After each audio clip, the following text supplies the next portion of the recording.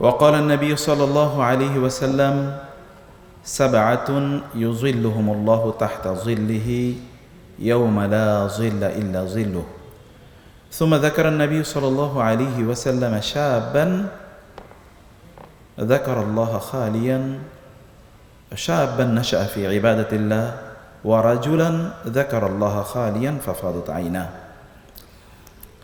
মহান আল্লাহ সুবহানাহু ওয়া তাআলা শুকর আদায় করছি তিনি আমাদেরকে ঢাকা কলেজ বাংলা বিভাগের শিক্ষার্থীদের উদ্যোগে আয়োজিত আজকের এই ইফেক্টিভ রামাদান শীর্ষক এই সেমিনারে অংশগ্রহণের তৌফিক দান করেছেন। বলি আলহামদুলিল্লাহ। রাসূলুল্লাহ সাল্লাল্লাহু আলাইহি ওয়াসাল্লামের উপর দরুদ এবং সালাম বর্ষিত হোক। আল্লাহুম্মা সাল্লি ওয়া সাল্লিম আলা নাবিয়িকা মুহাম্মদ আল্লাহুম্মা সাল্লি আলাইহি আল্লাহুম্মা বারিক আলাইহি। কবি বলেছেন, যুগ জামানা পাল্টে দিতে চাই না অনেকজন, এক মানবী আনতে পারে জাতির জাগরণ। মানুষ যদি চায় পরিবর্তন করার জন্যে, তাইলে সেটির জন্য অনেক বড় কোনো সংখ্যা লাগে না। কম সংখ্যার মানুষই গোটা পৃথিবীকে পরিবর্তন করেছে। বিশাল সংখ্যক মানুষ পৃথিবীকে কখনোই পরিবর্তন করে নাই। পরিবর্তনের জন্য আপনার লাগে you need decision, intention, focus and continuation of the programs or the plans you take. যুগ যুগ ধরে আপনি যদি সত্যপন্থীদের সংখ্যা দেখেন তাহলে দেখবেন they were always little in number, সংখ্যায় খুবই কম ছিল। যেমন কোরআন আল্লাহ তাআলা বলেছেন, কাম মিন ফিয়াতিন কলিলাতিন গালাবাত ফিয়াতান কাসীরাতান বিইذনিল্লাহ।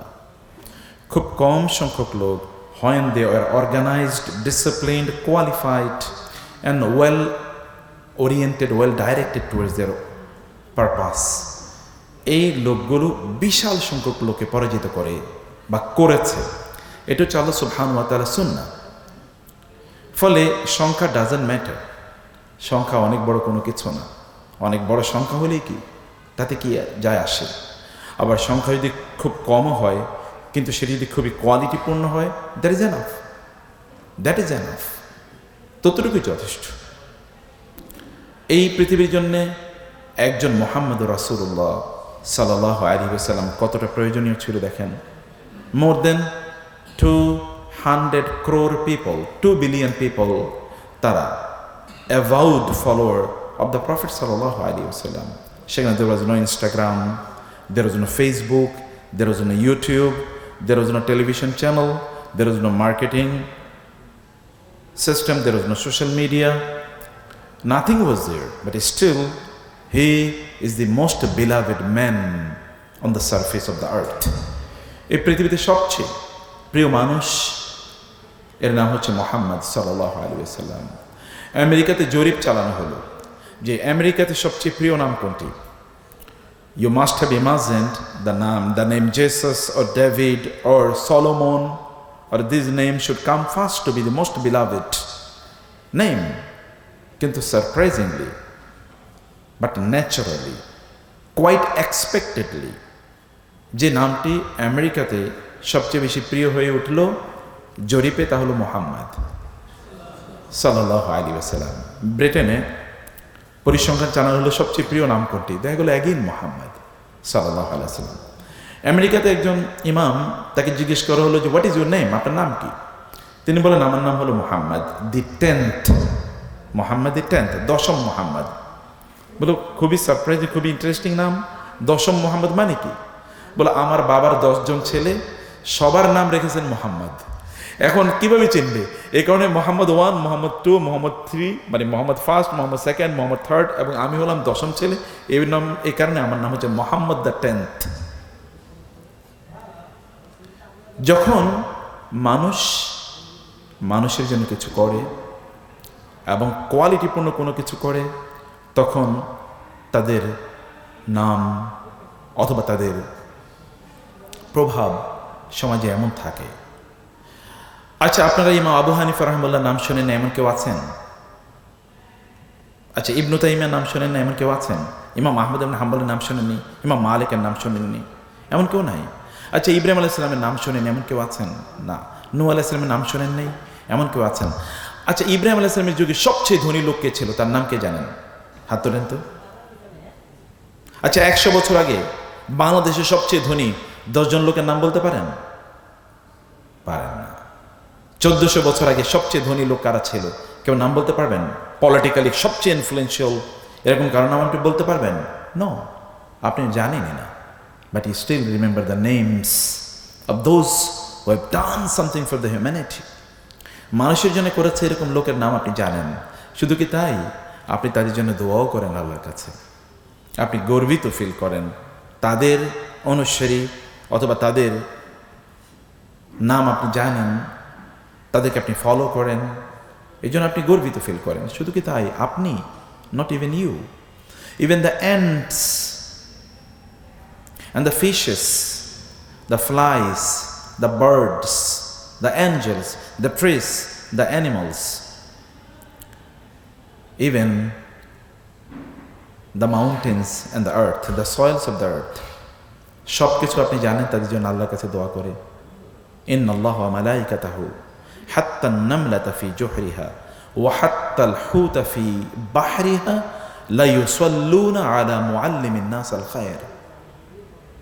এমন কিছু লোক আছে যে সকল লোকের জন্য সমুদ্রের মাছ দোয়া করে এবং গর্তের পিঁপড়া দোয়া করে, গাছগাছালি, পাখালি, এমনকি মাটি, এমনকি যে জায়গায় তিনি বসতেন, যে অফিসে যে চেয়ারে তিনি বসতেন, সে চেয়ারটি পর্যন্ত তার জন্য দোয়া করে।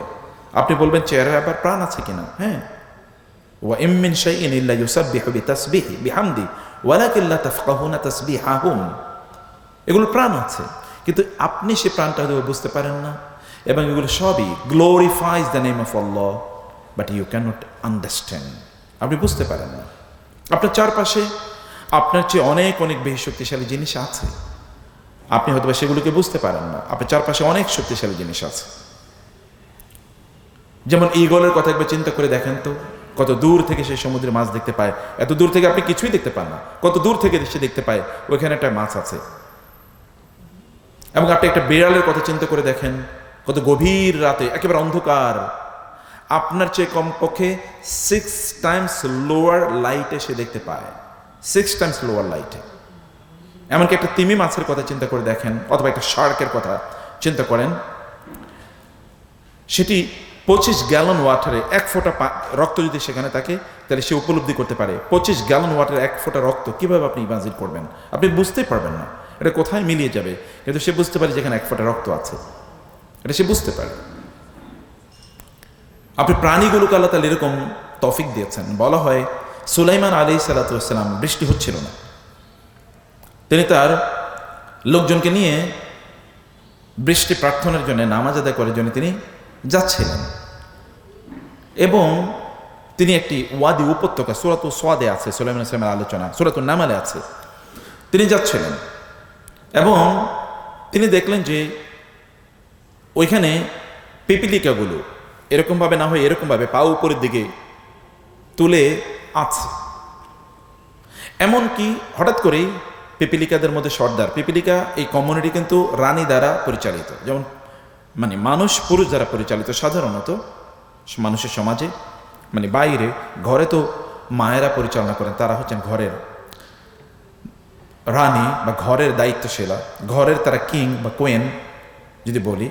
আর বাইরে পুরুষরা কাজ করেন, তাদের ফিজিক্যাল স্ট্রেংথটা এই লেভেলের, অনেক বেশি কাজ বোনেরা বাইরে করতে পারেন না, তাদের শারীরিক অবস্থাটা এরকম না। আল্লাহ তাআলা এমনভাবে তৈরি করে দিয়েছেন, পৃথিবীর সকল মানুষগুলোকে মানুষ বানানোর জন্য দায়িত্ব হলো মায়েদের।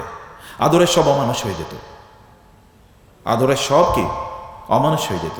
অতএব মায়েরা মা হিসেবে যখন দায়িত্ব পালন করে, তখন পুরুষ এবং নারীরা তারা মানুষ হয়, আদরের সব গরু ছাগল হয়ে যায়, অথবা তার চেয়েও খারাপ হয়ে যায়। উলাইকা কাল আনআমি বাল হুম আদাল। আল্লাহ তাআলা বলেছেন এগুলো পশু অথবা পশুর চেয়ে নিকৃষ্ট। যেমন আপনি দেখেছেন মাগুরাতে অথবা ফরিদপুরে অথবা অন্যান্য জায়গায় আপনি দেখেছেন, ইভেন ছোট বাচ্চারাও পর্যন্ত নিরাপদে না। এটা তো মানুষরূপী মানুষই, এটা তো মানুষরূপী, কিন্তু আপনি তাদেরকে হয়তো বা মানুষ বলতে পারছেন না। সুলাইমান আলাইহিস সালাম যাচ্ছিলেন, তিনি দেখলেন যে এগুলো উপরের দিকে পা তুলে আছে।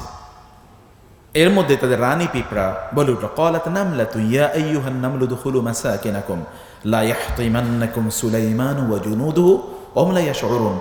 দেখুন, একটা পিপিলিকা, একটা পিঁপড়া, কুইন পিঁপড়া, তার অনুভূতিটি কি?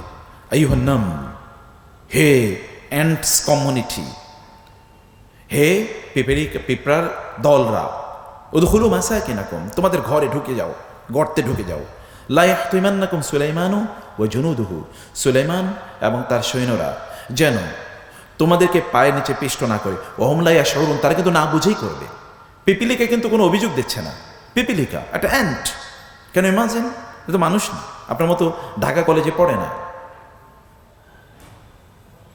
ওরা কোনো ইউনিভার্সিটিতে পড়েনি, ওরা কোনো প্রাইমারি স্কুলেও পড়ে নাই, ওদের কোনো পড়াশোনা নাই, তারপরেও বলছে ওয়া হুম লা ইয়াশউরুন, সুলাইমান এবং সুলাইমানের সৈন্যরা তোমাদেরকে পায়ের নিচে পিষ্ট করে ফেলতে পারে। তারা তো বুঝবে না, এটা বিশাল বাহিনী, বুঝবে না যে তোমরা তাদের পায়ের নিচে পড়ে গিয়েছো, এবং এ কারণে তোমরা দ্রুত গর্তে ঢুকে যাও। ফাতাবাসসামা দাহিকাম মিন কাওলিহা, সুলাইমান আলাইহিস সালাম এই কথা শুনে তিনি হেসে দিলেন এবং তিনি বললেন, রব্বি আউজি'নি আন আশকুরা নি'মাতাকা আল্লাতী আন'আমতা আলাইয়া ওয়া আলা ওয়ালিদাইয়া ওয়া আন আ'মালা সালিহান তারদা। এবং তিনি বললেন, হে আল্লাহ, আপনি আমার এবং আমার পিতা মাতার উপর আপনি যে নেয়ামত বর্ষণ করেছেন, এই নেয়ামতের শুকর আদায় করার মতো তৌফিক আমাদেরকে দান করুন। আল্লাহ তাআলা বলেছেন, উল্লিমনা মানতিকাত তায়র, যে সুলাইমান আলাইহিস সালামকে আল্লাহ তাআলা পাখি, পশু, প্রাণী, পিপিলিকার ভাষা তাকে শিখিয়েছেন। তারাও কিন্তু কথা বলে, they communicate between themselves, you don't understand their languages, আপনি বুঝেন না, it is your shortcoming, it is your imperfection, আপনি বুঝতে পারেন এটা আপনার ত্রুটি, but they communicate and they have their systems of communication, তারা সে ভাষায় তারা কথা বলে। এই কথা সুলাইমান আলাইহিস সালাম শুনেই তিনি হেসে দিলেন। দেখো, পিপিলিকাগুলো কি মহান, ওরা পর্যন্ত আমাদেরকে কোনো ব্লেম দিচ্ছে না, আমরা তো কেবল ব্লেম গেম, আমি কেন এটা করতে পারি না, অমকে কেন আমার দিকে এভাবে তাকাইলো, এই কারণে আমি আর আজকে কাজটি করতে পারি না। আমি কেন কলেজে ভালো রেজাল্ট করতে পারলাম না, কারণ হলো একটাই, তা হলো যে আমার বাবা মা আমাকে ঠিকমতো টাকা পয়সা দেয় না, অথবা আমার বন্ধুরা আমাকে ঠিকমতো সাপোর্ট করে না, অথবা আমার শরীরটা খারাপ, অথবা মন মেজাজ সবসময় খারাপ থাকতো। You have your blames, you have your excuses, যেগুলো আপনি নিজে তৈরি করেছেন। কিছু এক্সকিউজ আপনার পক্ষে থাকে। বাঙালির তো এমনি হাত তিনটা, ডান হাত, বাম হাত, আর একটা কি অজুহাত, তিনটা হাত সবসময় নিয়ে থাকে। তো এই অবস্থায় পিপিলিকার কোনো অজুহাত নাই। এটা শুনে ইব্রাহিম সুলাইমান সালাম হেসে দিলেন তিনি, এবং তারপর তিনি তার সৈন্যবাহিনীকে বললেন, চলো আমাদের আর নামাজ পড়তে হবে না। বলে কেন? এটা গল্প আমি বলছি, it is not historically authenticated, আমি জানি না ঐতিহাসিকভাবে এর প্রামাণ্যতা আমি ঘেটে দেখিনি, কিন্তু গল্প আকারে এটা আছে এবং এখানে মোরাল আছে, নৈতিক কিছু শিক্ষা আছে এখানে। তিনি বলেন, চলো লেটস গো ব্যাক। কেন নামাজ পড়বো না আমরা? না, ইট ইজ অলরেডি এনাফ। এই যে অ্যান্টস, এই পিপিলিকাগুলো আল্লাহর কাছে পানি চেয়েছে, আল্লাহ তুমি আমাদেরকে পানি দাও, কারণ আমাদের পানি নাই, পানির অভাবে আমরা কষ্ট পাচ্ছি। এবং আল্লাহ সুবহানাহু ওয়া তাআলা এটুই যথেষ্ট, আল্লাহ তাআলা ওদের কারণে হলো আমাদেরকে পানি দেবেন। এবং এই গল্পের সাপোর্ট হাদিসে আছে, কোরআনে আছে। আল্লাহ রাসূল সাল্লাল্লাহু আলাইহি ওয়াসাল্লাম বলেছেন, লাউলা ওয়ালাম ইয়ামনাউ যাকাতা আমওয়ালিহিম ইল্লা উখিযু বিস-সিনিন ওয়া শিদ্দাতিল মাউনা, অথবা রাসূল সাল্লাল্লাহু আলাইহি ওয়াসাল্লাম বলেছেন, যদি তারা যাকাত প্রদান না করত, ইল্লা মুনিউল কাতরা মিনাস সামা, তাহলে আসমান থেকে বৃষ্টি হতোই না। এরা যে যাকাত দেয় না, এ কারণে আল্লাহ তাআলা আসমান থেকে বৃষ্টি বন্ধ করে দিতেন। ওয়ালাউলাল বাহাইমু লামা ইউমতারু, যদি পিপিলিকা অথবা প্রাণীগুলো না থাকতো, তাহলে আল্লাহ তাআলা মানুষকে পানি দিতেন না, আসমান থেকে পানি নাজিলই তিনি করতেন না। পানি আসে কোথা থেকে? আসমান থেকে আসে, আসমান থেকে তিনি পানি দিতেন না। যদি এই চতুষ্পদ জন্তু অথবা ক্ষুদ্র প্রাণীগুলো which cannot visualize even without the use of microscope ছাড়া, যদি আপনি মাইক্রোস্কোপ ছাড়া দেখবেন না, এরকম প্রাণীগুলোর উদ্দেশ্যে অথবা এগুলোর কারণে আল্লাহ তাআলা আপনাকে পানি দেন, এবং হাদিসে রাসূলুল্লাহ বলেছেন, ইন্নামা তুনসারুনা ওয়া তুরযাকুনা বিদুআফাইকুম, তোমরা যাদেরকে দুর্বল মনে করো তাদের কারণে আল্লাহ তাআলা তোমাদেরকে রিজিক দেন অথবা তোমাদেরকে সাহায্য করেন। আদারওয়াইজ কবে আল্লাহ তাআলা তোমাদেরকে ধ্বংস করে দিতেন? কারণ তোমরা এই জমিনে থাকার মতো কোয়ালিফাইড না। এই কোয়ালিটি তোমরা, you have already lost the quality to remain on the surface of the earth. কিন্তু এগুলোর কারণে আল্লাহ তাআলা তোমাদেরকে বাঁচিয়ে রেখেছেন। সুলাইমান আলাইহিস সালাম ফিরে আসলেন, বৃষ্টি হলো। আল্লাহ সুবহানাহু ওয়া তাআলা তিনি মানুষের কোয়ালিটির দিকে তাকান, কোয়ান্টিটি আল্লাহ তাআলার কাছে কোনো বিষয় না। এ কারণে আমি শুরুতেই আপনাদেরকে বরং কৃতজ্ঞতা জানাচ্ছি, ধন্যবাদ জানাচ্ছি বাংলা বিভাগ সহ এবং আমাদের ম্যাম এবং স্যাররা আছেন, যারা ভলান্টিয়ার আছেন, অন্তরের গভীর থেকে আপনাদেরকে কৃতজ্ঞতা জানাই, ভালোবাসা জানাই, শ্রদ্ধা জানাই এবং আপনাদের জন্য দোয়া করি আল্লাহ তাআলা যেন আপনাদের এই প্রচেষ্টাটাকে আল্লাহ তাআলা কবুল করে নেন। আপনি জানেন আল্লাহ তাআলা কিয়ামতের দিন আপনার প্রচেষ্টা দেখবেন, সফলতা দেখবেন। আপনি কি ফার্স্ট ক্লাস ফার্স্ট, এটা doesn't matter in the eyes of Allah. কত ফার্স্ট ক্লাস ফার্স্ট পড়ে আছে তাতে কি আসে যায়? আপনি সুপার ব্রিলিয়েন্ট, তাতে কি কিছুই যায় আসে না আল্লাহ তাআলার কাছে, কারণ আপনি তো আল্লাহর সৃষ্টি। এরকম কত ব্রিলিয়েন্ট কবরের নিচে আছে, তাতে কি আসে যায়? আল্লাহ কি দেখেন জানেন? আল্লাহ দেখেন আপনি কতটুকু চেষ্টা করছেন।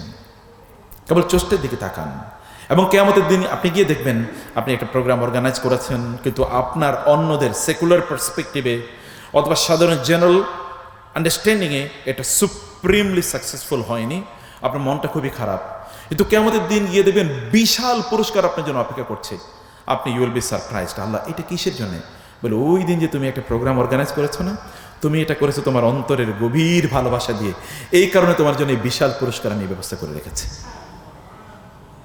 আল্লাহ তাআলা কেবল আপনার অন্তরের দিকে তাকান, অতএব মন খারাপ করার কোনো কারণ নাই। আল্লাহ সুবহানাহু ওয়া তাআলা আপনার প্রচেষ্টার মূল্য আপনাকে দেবেন। লাইসা লিল ইনসানি ইল্লা মা সাআ, মানুষ কেবল চেষ্টারই ফলাফল পাবে। ওয়া আন্না সাইয়াকুম সাউফা ইউরা, আর তোমাদের এই চেষ্টার ফলাফল তোমাদেরকে দুনিয়াতে দেওয়া হবে। সুম্মা ইউজজাহুল জাযাআল আওফা, অতঃপর, সুম্মা মানে অতঃপর, then afterwards, in the hereafter, this is the worldly rewards for you and there are some other rewards যেগুলো আল্লাহ তাআলা preserve for you for the hereafter, আপনার জন্য যেগুলো আখিরাতে আল্লাহ তাআলা ব্যবস্থা করে রেখেছেন। এবং আল জাযা আল আওফা, আল্লাহ বলেছেন এগুলো হচ্ছে একেবারে পারফেক্ট রিওয়ার্ড। কারণ পারফেক্ট রিওয়ার্ডের জন্য এই দুনিয়াটা যথেষ্ট না। দুনিয়াতে পারফেক্ট রিওয়ার্ড আপনি নিতে পারবেন না। যেমন ধরেন আপনাকে যদি এখন বলা হয় আপনাকে 70,000 কাপস অফ ড্রিঙ্কস দেওয়া হবে, 70,000 মানে পেয়ালা অথবা 70,000 গ্লাস ড্রিঙ্কস আপনাকে দেওয়া হবে খাওয়ার জন্য, খাইতে পারবেন? কারা কারা খেতে পারবেন হাত তোলেন। 70,000 খেতে পারবেন? এখন খেতে পারবেন না, কেউ পারবে না। যারা খেতে পারবেন তাদেরকে হাত তুলতে বলছি, খাইতে তো পারবেন না। একজন আপনি 5 কাপ খাইয়ে দেখেন বা 5 গ্লাস খেয়ে দেখেন, এরপর আপনি ইউ উইল ফিল ভমিটিং। যত সুস্বাদু হোক না, নিয়ে যাও আমার কাছ থেকে, নিয়ে যাও, সরাও, আপনি পালাবেন। কিন্তু আপনি জানেন জান্নাতে আপনি একসাথে 70,000 cups of drinks of different taste, বিভিন্ন ধরনের জুস, 70,000 কাপ আপনি খাওয়ার পরে বলবেন আবার নিয়ে আসো। তাহলে ওটা একটা পারফেক্ট প্লেস, এটা কিন্তু ইমপারফেক্ট। এখানে নাথিং ইজ পারফেক্ট। এখানে আপনি বেশি খেলে অসুস্থ হয়ে যান, আর জান্নাতে আপনি কি বেশি বেশি খাবেন কেবল আনন্দ করার জন্য। এখানে আপনি বেশি কাজ করলে ক্লান্ত হয়ে যান, আপনার ঘুমাতে হয়। জান্নাতে তো ঘুম নাই, আপনার ঘুমের কোনো প্রয়োজন নেই, কারণ এটা আনন্দের জায়গা। এখানে আপনার একটু পেট খারাপ হয়ে যায়, এরপরে ডাক্তারের কাছে জায়গা লাগে। জান্নাতে কোনো অসুস্থতা নাই, you will never feel tired. এখানে আপনি এখন যেমন আমাকে কয়েকদিন আগে একজনের লেখে পাঠাইছে, স্যার আপনার দাড়িগুলো দেখতাম এখন থেকে কয়েক বছর আগে দেখেছি, একটাও পাকে নাই, সবগুলো কাঁচা, কিন্তু আমাদের চোখের সামনে আপনার সব দাড়ি চুল পেকে গেছে। আপনি ধীরে ধীরে আপনার বয়স বাড়ে, আপনি ধীরে ধীরে দুর্বল হয়ে যান, আপনার চোখের সামনে আপনার বাবা মা হয়ে গেছে, আপনিও হবেন। এটা ন্যাচারাল, ইউ ক্যান নট, এটা আপনি অর্থ টাকা পয়সা কিছু দিয়ে তো আপনি এটা করতে পারবেন না। কিন্তু জান্নাতে আপনি জানেন ইউ উইল রিমেইন এভার 33, আপনার বয়স কোনোদিন বাড়বে না, আপনি সবসময় 33 বছর, ছেলে এবং মেয়ে সবার বয়স। এবং রাসূল সাল্লাল্লাহু আলাইহি ওয়াসাল্লাম বলেছেন জান্নাতে যারা প্রবেশ করবে তারা 3টা কোয়ালিটি, একটা হলো আদম আলাইহিস সালামের মতো 60 হাত 60 হাত লম্বা হয়ে তারা জান্নাতে প্রবেশ করবে। ছোট না, এরকম আন্ডারসাইজড, অথবা খুবই রেয়ারলি আপনি 6 ফিট না, আপনি 60 হাত। এবার চিন্তা করে দেখেন কত বড়। এবং আপনি এমন সুন্দর হয়ে জান্নাতে যাবেন, ইউসুফ আলাইহিস সালাতু ওয়াস সালামের চেহারা নিয়ে আপনি জান্নাতে যাবেন, এরকম সুন্দর। আর ইউসুফ আলাইহিস সালাম কেমন ছিলেন? এই গোটা পৃথিবীর সকল মানুষকে আল্লাহ যে সৌন্দর্য দিয়েছেন তার অর্ধেক দিয়েছেন ইউসুফ আলাইহিস সালামকে, বাকি অর্ধেক আমরা ঘুরে ফিরে পাইছি। এইরকম চেহারা নিয়ে যাবে। এবং অন্তরটা থাকবে হচ্ছে আইয়ুব আলাইহিস সালাতু ওয়াস সালামের অন্তর, সদা সর্বদা কৃতজ্ঞ, প্রশান্ত, কোনো অভিযোগ নাই, কোনো কষ্ট নাই। এরকম একটা প্রশান্ত অন্তর নিয়ে আপনি জান্নাতে যাবেন, এই কোয়ালিটি নিয়ে আপনি জান্নাতে যাবেন। এবং জান্নাতে যাবেন, আপনি যখন যাবেন জান্নাতে, আপনার শরীরে কোথাও কোনো এক্সট্রা কোনো পশম নাই। যেমন আপনি যখন একটা পুতুল দেখেন, অথবা যদি আপনি ডল, অথবা যেই যদি যে মানুষ যেগুলো তৈরি করেছে, বা আপনি যদি রোবটের দিকে তাকান, দেখবেন কি সুন্দর দেখা যায়, কারণ শরীরে কোনো পশম টশম কোনো কিছু নাই, ফ্রেশ। জান্নাতে লোকেরা এই অবস্থায় তারা যাবে সবাই, একে আরেকজনে না। এবং তারা সূর্যবীর্য প্রাইম টাইম, আপনার জীবনের যৌবনের সবচেয়ে শক্তিশালী সময়ে এর মতো করে আপনি জান্নাতে যাবেন। এবং আপনি যখন জান্নাতে যাবেন তখন মুকাহহালিন, হাদিস এসে তাদের চেহারা, চোখগুলো থাকবে কি কহল, কহল মানে হচ্ছে চোখে কি যেন লাগায়, সুরমা, সুরমা লাগানো থাকবে সবার চোখে, কাজল লাগানো সুন্দর। এই অবস্থায় সকল জান্নাতে যাবে, perfect. That is a perfect place. আপনার এই পৃথিবীতে আপনার মন খারাপ হয়ে যায়, কারণ কেউ আপনাকে হিংসা করে, কেউ আপনাকে বিদ্বেষ করে, কেউ একটু কষ্টের কথা বলে। কিন্তু জান্নাতে কি হবে জানেন? ক্বালু সালামা, সালামুন আলাইকুম তিবতুম। দেখার পরে আপনি এমন আনন্দ ধরে, মানে একজন আরেকজনকে এমন আনন্দ ভরে আপনাকে ধরবে, আপনার মনে হবে শান্তি, কেবল শান্তির বাণী। লা ইয়াসমাউনা ফিহা লাগওয়া ওয়ালা কিযাবা। তারা সেখানে কোনো মিথ্যা কথা শুনবে না, অসার কোনো কথা শুনবে না, যেটা শুনে আপনার মন খারাপ হয়ে যাবে। কেউ আপনাকে হিংসা করবে না, বরং এভরিওয়ান উইল কংগ্রাচুলেট, আপনি কংগ্রাচুলেশনস, সবাই বিশাল করে আপনাকে অভিনন্দন জানাবে জান্নাতে। এভরিওয়ান আপনাকে অভিনন্দন জানাবে। আল্লাহ তাআলা বলছেন সবাই অভিনন্দন জানাবে। সালামুন আলাইকুম তিবতুম ফাদখুলুহা খালিদিন, আপনাকে বলবে সবাই, প্রত্যেকে। এবং আল্লাহ তাআলা বলেছেন ওয়ানাযা'না মা ফি সুদুরিহিম মিন গিল্লিন ইখওয়ানান আলা সুরুরিন মুতাকাবিলিন। আমি তাদের অন্তর থেকে যত বিদ্বেষ আছে সব বিদ্বেষ দূর করে দেব। মানে আপনার মন খারাপ হওয়ার কোনো কারণই নেই, মন খারাপ হওয়ার কোনো কারণ নেই, আপনার পুরো মন প্রফুল্ল অবস্থা থাকবে। আলা সুরুরিন মুতাকাবিলিন ফাকিহিনা মা আতাহুম রাব্বুহুম। আল্লাহ সুবহানাহু ওয়া তাআলা তাদেরকে যা দেবেন এগুলো নিয়ে তারা এত আনন্দিত থাকবে। ফি শুগুলিন ফাকিহুন, সূরা ইন আসহাবাল জান্নাতিল ইয়াওমা ফি শুগুলিন ফাকিহুন হুম ওয়া আজওয়াজুহুম আলাল আরাইকি ইয়ানজুরুন। আল্লাহ সুবহানাহু ওয়া তাআলা বলেছেন আসহাবাল জান্নাতিল ইয়াওমা ফি শুগুলিন ফাকিহুন, জান্নাতীরা সেদিন তারা খুবই ব্যস্ত থাকবে আনন্দ ফুর্তিতে। এখন আপনি তো আনন্দ করতে পারেন না, কারণ পরীক্ষা, আগামীকাল পরীক্ষা, মাথা ব্যথা করে, টেনশনে আপনার ঘুম আসে না। কিন্তু সেখানে কোনো টেনশন নেই, কেবল এনজয়, এন্টারটেইনমেন্ট, কেবল আনন্দ ফুর্তি, কারণ ওইটা পারফেক্ট প্লেস, ওটা বিশাল, ওখানে কোনো কিছুর শর্টেজ নাই। ওয়ালাকুম ফিহা মা তাদঈ আনফুসুকুম ওয়ালাকুম ফিহা মা তাশতাহি আনফুসুকুম ওয়ালাকুম ফিহা মা তাদউন নুজুলাম মিন গাফুরির রহিম। আপনার মনে কেবল পপ আপ হবে যে আমার এটা চাই, সাথে সাথে তা সেখানে উপস্থিত হয়ে যাবে। মনে আপনি কি চান, এমন কোনো জিনিস নাই যেটি আপনি সেখানে পাবেন না, সব কিছু সেখানে আছে। এমনকি আল্লাহ তাআলা বলেছেন সেখানে ড্রিঙ্কসের কথা, মাসালুল জান্নাতিল্লাতী উইদাল মুত্তাকুন ফিহা আনহারু মিন মাইন গায়রি আসিন ওয়া আনহারু মিন লাবানিন লাম ইয়াতাগায়্যার তা'আমুহু ওয়া আনহারু মিন খামরিন লাযযাতিল লিশ-শারিবিন ওয়া আনহারু মিন আসালিন মুসাফফা ওয়া লাহুম ফিহা মিন কুল্লি সামারাত ওয়া মাগফিরাতুম মির রাব্বিহিম। আল্লাহ তাআলা বলেছেন জান্নাতে বিভিন্ন ধরনের ড্রিঙ্কস থাকবে, বিভিন্ন, ইভেন আপনারা যেগুলোকে ওয়াইন হিসেবে পৃথিবীতে মনে করছেন সেগুলো থাকবে, কিন্তু লা ইউসাদ্দাউনা ফিহা ওয়া লা ইয়ানজিফুন।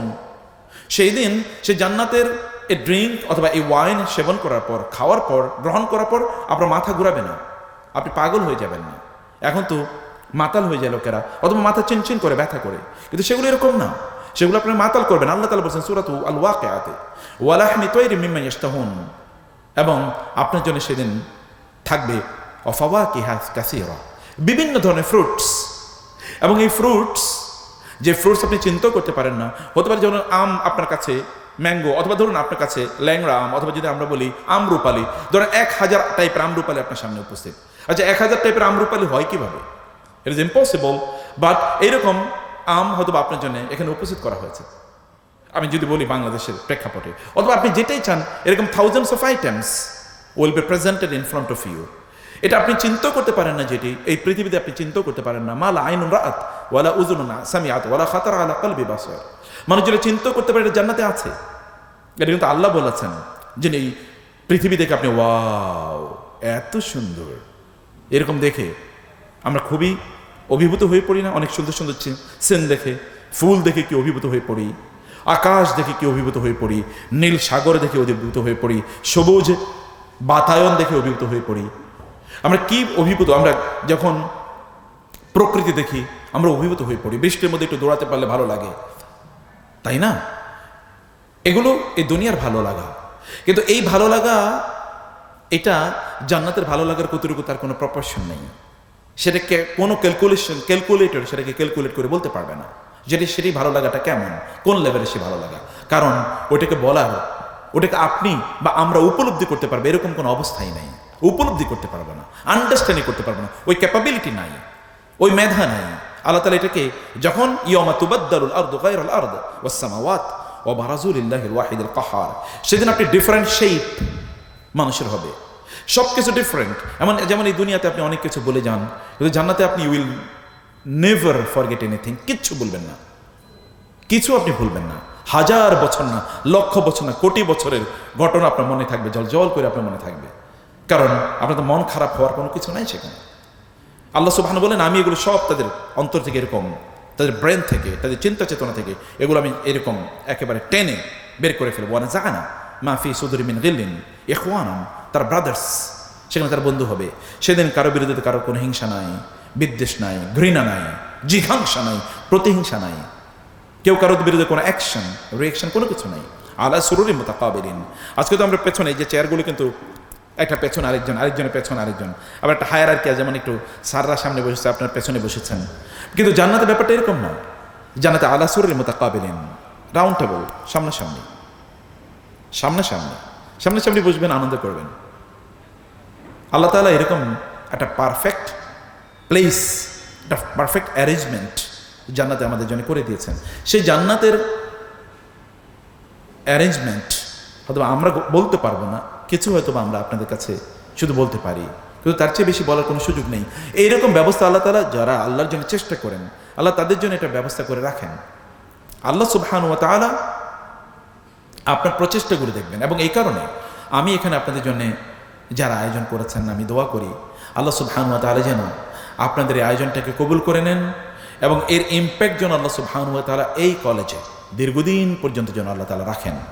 এবং একটা সিলসিলা, মানে একটা ভালো কাজ আপনার ইনিশিয়েটিভ করেছেন। আদ-দাল্লু আলাল খায়রি কাফাইলিহি, বলা হয় হাদিসে এসেছে, কেউ যদি কোনো একটা ভালো কাজ শুরু করে, তাহলে এই ভালো কাজ তারপরে যত লোকেরা করবে তারা সকলে মিলে যত সওয়াব পাবে, এই ব্যক্তি অথবা এই ব্যক্তিরা একা ততটুকু সওয়াব পাবে। রাসূলুল্লাহ সাল্লাল্লাহু আলাইহি ওয়াসাল্লাম এখন সারা পৃথিবীতে 200 কোটি লোকের চেয়ে বেশি তারা রোজা রাখে। এই 200 কোটি লোক রোজা রাখার কারণে যতটুকু সওয়াব পায়, রাসূল সাল্লাল্লাহু আলাইহি ওয়াসাল্লাম একা অতটুকু সওয়াব পাচ্ছেন বসে বসে। And it happens everyday. এটা আজকের জন্য না, এটা এভরিডে ঘটে। যে আপনি এই যে আমরা এখন ইসলামিক লেকচারে আয়োজন করেছি, এই সওয়াবটা আমরা সবাই মিলে যতটুকু পাচ্ছি, রাসূল একা ততটুকু পাচ্ছেন। এবং এরকম আয়োজনকে পৃথিবীতে একটা হচ্ছে না, hundreds of thousands of millions of. আমরা যখন নামাজ পড়ি, সব নামাজি যে সওয়াব পায়, রাসূল একা ততটুকু সওয়াব পাচ্ছেন। প্রতিদিন এটা ঘটছে, তাহলে তার মর্যাদার লেভেলটা কোথায়? অথবা ইনিশিয়েট সামথিং গুড, ভালো কোনো কিছু শুরু করা। আপনারা শুরু করেছেন, আপনাদের কংগ্রাচুলেশন জানাচ্ছি। এবং আল্লাহর কাছে দোয়া করি আল্লাহ সুবহানাহু ওয়া তাআলা আপনাদের চেষ্টাটাকে কবুল করে নেন, এবং আমরাও যেন এমন কিছু কথা আপনাদের সামনে বলতে পারি যে কথাগুলো আপনাদের জন্যে এবং আমাদের জন্যে এগুলো কল্যাণকর হবে। আল্লাহুম্মা আনফা'নি মা আল্লামতানি ওয়া আল্লিমনি মা ইয়ানফাউনি ওয়া জিদনি ইলমা। হে আল্লাহ, আমাদেরকে তেমন জ্ঞান দিয়েছেন, সমাজকে চ্যালেঞ্জ করেছেন, গড্ডালিকা প্রবাহে গা ভাসিয়ে দেন নাই। আপনি যদি ইউসুফ আলাইহিস সালামের কথা বলেন, সমাজকে কিভাবে চ্যালেঞ্জ করেছেন দেখেন।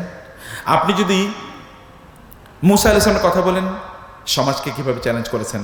ঈসা আলাইহিস সালামের কথা বলেন, 33 বছরের যুবক, সমাজকে কিভাবে চ্যালেঞ্জ করেছেন।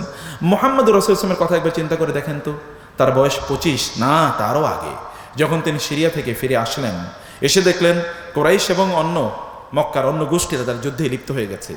তিনি দ্রুত কি এই যুদ্ধ অথবা পরবর্তী ফিউচার এরকম আনজাস্ট ওয়ার কিভাবে ঠেকানো যায়, তিনি কি হিলফুল ফুজুল তৈরি করেন নাই? করেছেন যুবা বয়সে।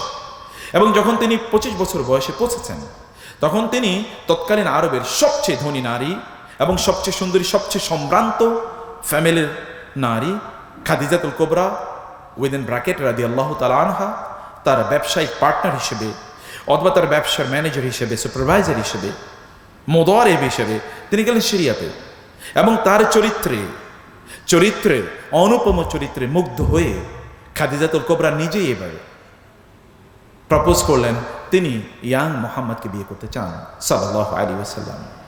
তখন থেকেই না, তারও আগ থেকে তার অনুপম সৌন্দর্য, তার চরিত্রের অনুপম সৌন্দর্যের বহিঃপ্রকাশ ঘটেছে। এবং তিনি কোন অবস্থায় কারোর উপর বার্ডেন হতে চান না। যখন তার বয়স 12 অথবা 11 অথবা 10, তখনও তিনি তার চাচার পরিবারে বার্ডেন হতে চাননি।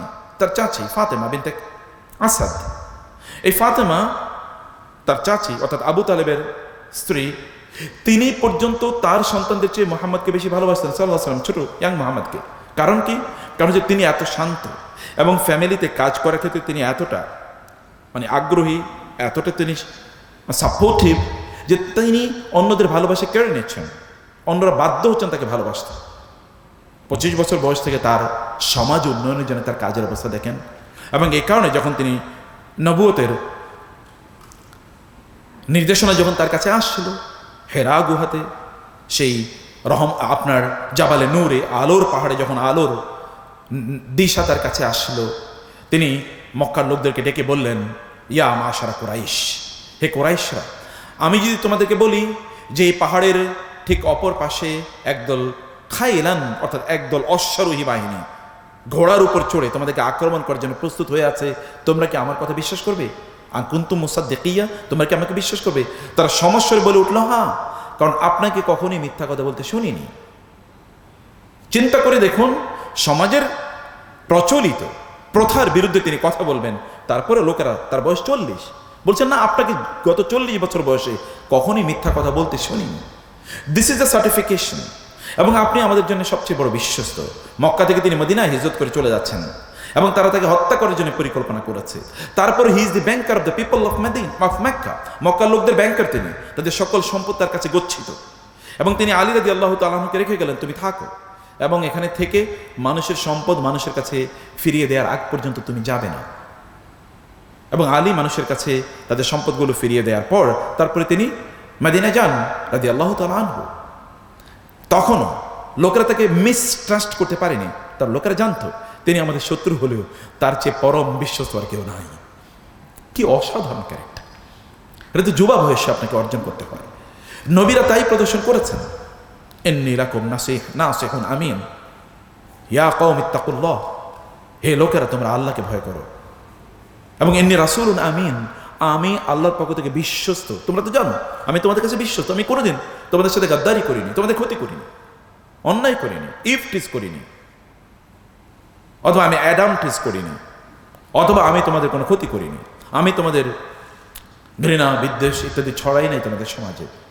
আমি তো তোমরা তো আমাকে দেখেছো, আমি তোমাদের মধ্যেই বড় হয়ে উঠেছি, অথবা আমি তোমাদের জন্য কল্যাণ কামনা করছি, আমি তোমাদেরকে নাসিহা প্রদান করছি, তোমাদেরকে উপদেশ দিচ্ছি, এই কাজগুলো তোমরা করো। সকল নবীদের অবস্থা এরকম। আমি যুবকদেরকে এই জন্যে আপনাদেরকে যে নাসিহাটি করবো, 1 নম্বরে প্রিয় ভাইরা এবং বোনেরা আমার, তা হলো এই যৌবনের prime time of most productive time of your life, এটাকে হেলায় অবহেলায় নষ্ট করে দেবেন না। এটা আপনার গোটা জীবনকে পরিচালিত করবে। আপনার এই সময়টা আপনি জানেন, এমনকি সোশিওলজিতে বলা হয়, হিউম্যান বিহেভিয়ারাল সায়েন্সে বলা হয়, কোনো মানুষ যদি 5 বছর জুড়ে কোনো একটি চরিত্রকে লালন করে, 5 বছর জুড়ে কোনো একটি কাজ যদি করে, তাইলে এটাই তার পরবর্তী ফিউচারটা নির্ধারণ করে দেয়। Just you do it for 5 years, 5 বছর কেবল অব্যাহতভাবে কাজটি করে যান, and you see the results. যাই করেন না কেন, do something productive, don't waste your time. সময়কে নষ্ট করে দেবেন না।